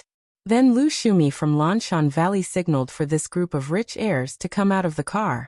An unusually eye-catching woman also got out of the car at the same time. She was Jiang Shangxin, the current helmsman of the Jiang family. Fang Yan had never expected her to appear in the welcoming crowd. Following behind them were some forces that were attached to Qingyan Corporation, or the few big families.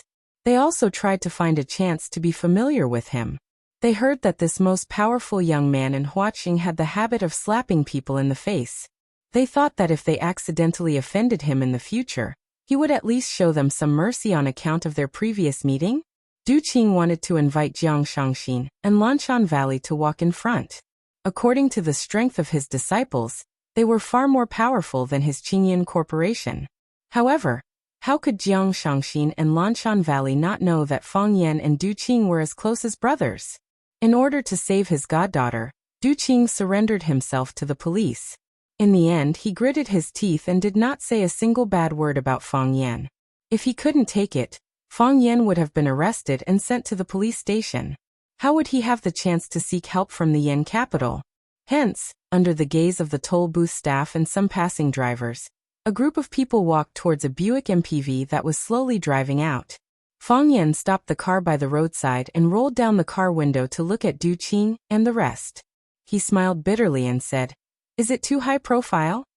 We were also worried about this, so we reduced the number of people several times. In the end, those who could come were those who couldn't be reduced anymore. If we reduced them any further, we wouldn't be able to come. Moreover, they were given the same cars and didn't drive too many sports cars. It seems to be considered low-key, right?" Jiang Shangxin saw the speechless look on Fang Yan's face. She smiled and said, "You and Miss Yi are on your honeymoon, and it's the first time that Old Master and Auntie Lu have returned to Huaqing in so many years. As the younger generation, we have to do our part, right?" "Exactly. If not for the fact that we didn't want to disturb your mood, we would have gone to the Yen capital to welcome you." Lanshan Valley laughed out loud. It felt so good to bet on the right treasure. Everyone is a family, and we don't have to be so distant. However, I still have to thank all of you. Fang Yan looked into everyone's eyes and said, "Besides, it feels good to be so ostentatious. It's not bad to come once in a while." Everyone laughed. Old Master Feng Hui, and Luwan got out of the car to express their gratitude. Du Qing held Old Master Feng Hui's hand and said, "Old Master Feng, we have already arranged dinner. Shall we drink with you tonight?" "No." Old Master Feng Hui waved his hand and said, "2 glasses is not enough." Everyone laughed again. Ever since the rise of the Feng family, the depression in Old Master Feng Hui's heart was swept away. Now he was especially spirited and even looked younger than before.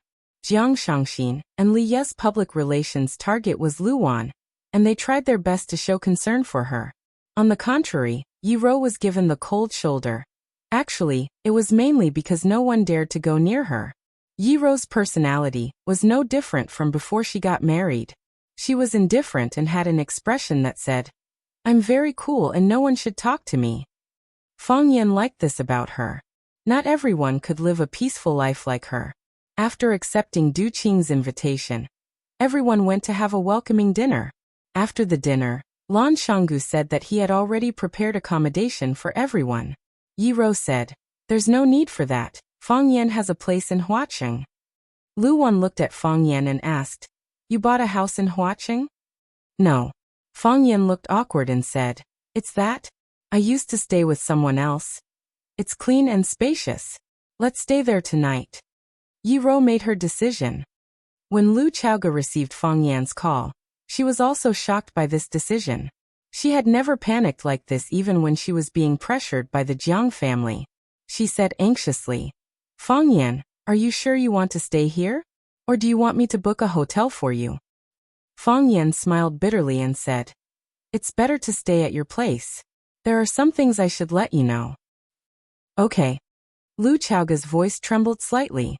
When Feng Yan drove his family over, Lu Chaoge was already waiting at the door. Feng Hui saw Lu Chaoge and said with a smile, "Good girl. It's been hard on you." Lu Wan went forward and held Lu Chaoge's hand and said, "Sorry to bother you." "Don't mention it." Lu Chaoge was a little nervous. "Just treat it as your own home." Yi Ro and Lu Chaoge looked at each other, and then walked away from her without any expression. Feng Yan walked to Lu Chaoge and said, "It's been hard on you." Lu Chaoge's eyes were red, but she quickly recovered and said softly, "I'm actually very happy that you can come. I thought this day would never come." Feng Yan held Lu Chaoge's hand and said, "Let's go in." The family sat down in the living room. The servants were busy making tea. Lu Chaoge stood in the middle and introduced the room arrangement. Mr. Feng lives on the east side of the 3rd floor, where the air is the best. Aunt Lu lives on the west side of the 3rd floor, where it's convenient to enjoy the moon. Miss Yi and Feng Yan live on the 2nd floor, where Feng Yan used to live. "You're pregnant." Yi Ro glanced at Lu Chaoge's belly as if nothing had happened and said softly. The living room fell into a dead silence. Everyone stared at Yi Ro with their eyes wide open, and then shifted their attention to Lu Xiaoge. Miss Yi, you're pregnant," Yi Ro said again. His attitude was one that would not stop until his words shocked everyone to death. "It's Feng Yan's, isn't it?" Lu Chaoge's face was pale and she couldn't even speak clearly. Yi Ro yawned and said, "I'm tired. I'm going to bed." After that, she got up and went upstairs. Feng Hui was stunned for a long time. He looked at Yi Ro's back and then at Lu Chaoge and grinned. "Good kids, all good kids. I'm old and can't stay up late. Hero, help me go upstairs. I wish the red flag will fly all over the world. And I'm afraid that even the sea of fire and the mountain of knives will rush forward. I can't wait to turn the flying snow into spring water. Ah. Lu Wan looked at Lu Chaoge and asked anxiously, "Chaoge, is what Wen Ro said true?" It's not true," Lu Chaoge denied. "Chaoge." Feng Yan looked at Lu Chaoge and said, "Just say it like it is. Don't hide it." "Feng Yan." Lu Chaoge's eyes turned red and big tears flowed down. She said, "I don't want to. It's different from what I thought. I don't want to bring you any trouble. How about I go abroad? I'll take him abroad. We can go far away, and no one can find us." "No," Lu Wan said resolutely. "You're a woman, and now you're pregnant. Where do you want to go? You'll soon get pregnant.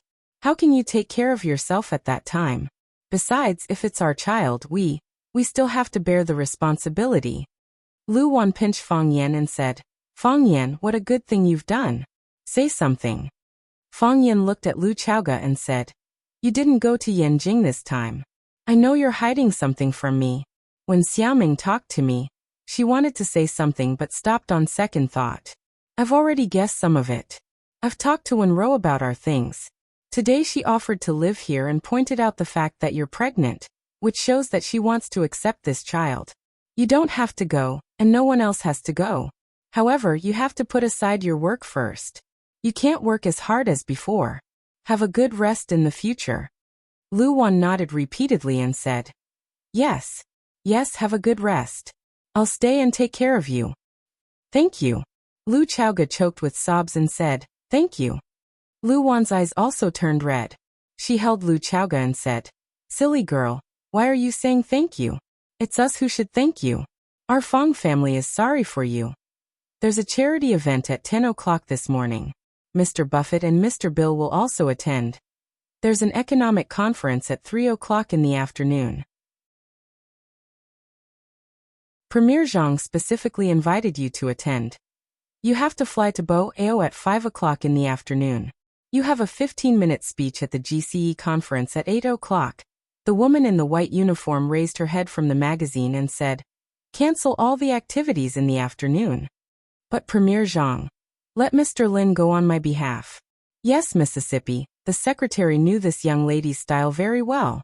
If she said she would go no matter what. If she said she wouldn't go, she wouldn't go. Even if the premier invited her, she wouldn't go. But miss, do you have any schedule in the afternoon? The woman smiled and said, I'm going to see someone secretly. Is that person more important than the premier? Of course. The young woman said without hesitation. The car stopped on Maple Avenue. Qin Yitian, in a white windbreaker, opened the door and got off. He said to Muing, You can go back. Withdraw all the people in the dark. Miss, for your safety. Do you still need to worry about my safety when I'm with him? Muing thought for a moment and gestured for the secretary to stop. He then got into the Rolls-Royce and left. The leaves were yellow and withered, and the ground was covered with maple leaves. The sound of high-heeled leather boots clicking on the leaves was like the sound of Qin Yitian's happy mood at the moment. It was another autumn.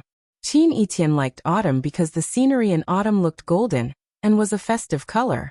Ding! His phone rang in his pocket. Qin Yitian took out his phone and saw a message. Dragon's reverse scale. Qin Yitian's lips twitched and he replied with 4 words. Touch it and you'll die. Pa, a young man jumped down from the tree and said, The password is correct. Queen, please give me your mission. The mission is to go shopping with me. Qin Yitian reached out his hand and said. The young man walked over and held Qin Yitian's hand. Hey, what did the female overlord say when you came out? She said that although she can ignore what she doesn't see, you shouldn't go too far. Who wants to ask someone else's husband out 7 days a week? I don't care, Qin Yitian raised his head and said. She was the one who came to me and asked for a deal. She said that as long as I can help you defeat the generals, she'll turn a blind eye to what happened between us. Does she want to go back on her word now? She didn't go back on her word, it's just that she's pregnant, so it's inevitable that she'll be a bit emotional. She's pregnant? Yeah. Qin Yitian took Fang Yan's hand and turned to leave. Where are we going? Why should she get pregnant before I do? I don't accept this, I want to get pregnant too. And you're tuning in to the Li Mei's Wuxia Whispers YouTube channel. We're so grateful for your support and don't forget to subscribe to join us on this incredible journey through captivating stories. Your generosity through donations truly makes a world of difference, as it's the primary source of revenue that allows me to expand and enhance this channel for you. Thank you from the bottom of my heart for being a part of this adventure.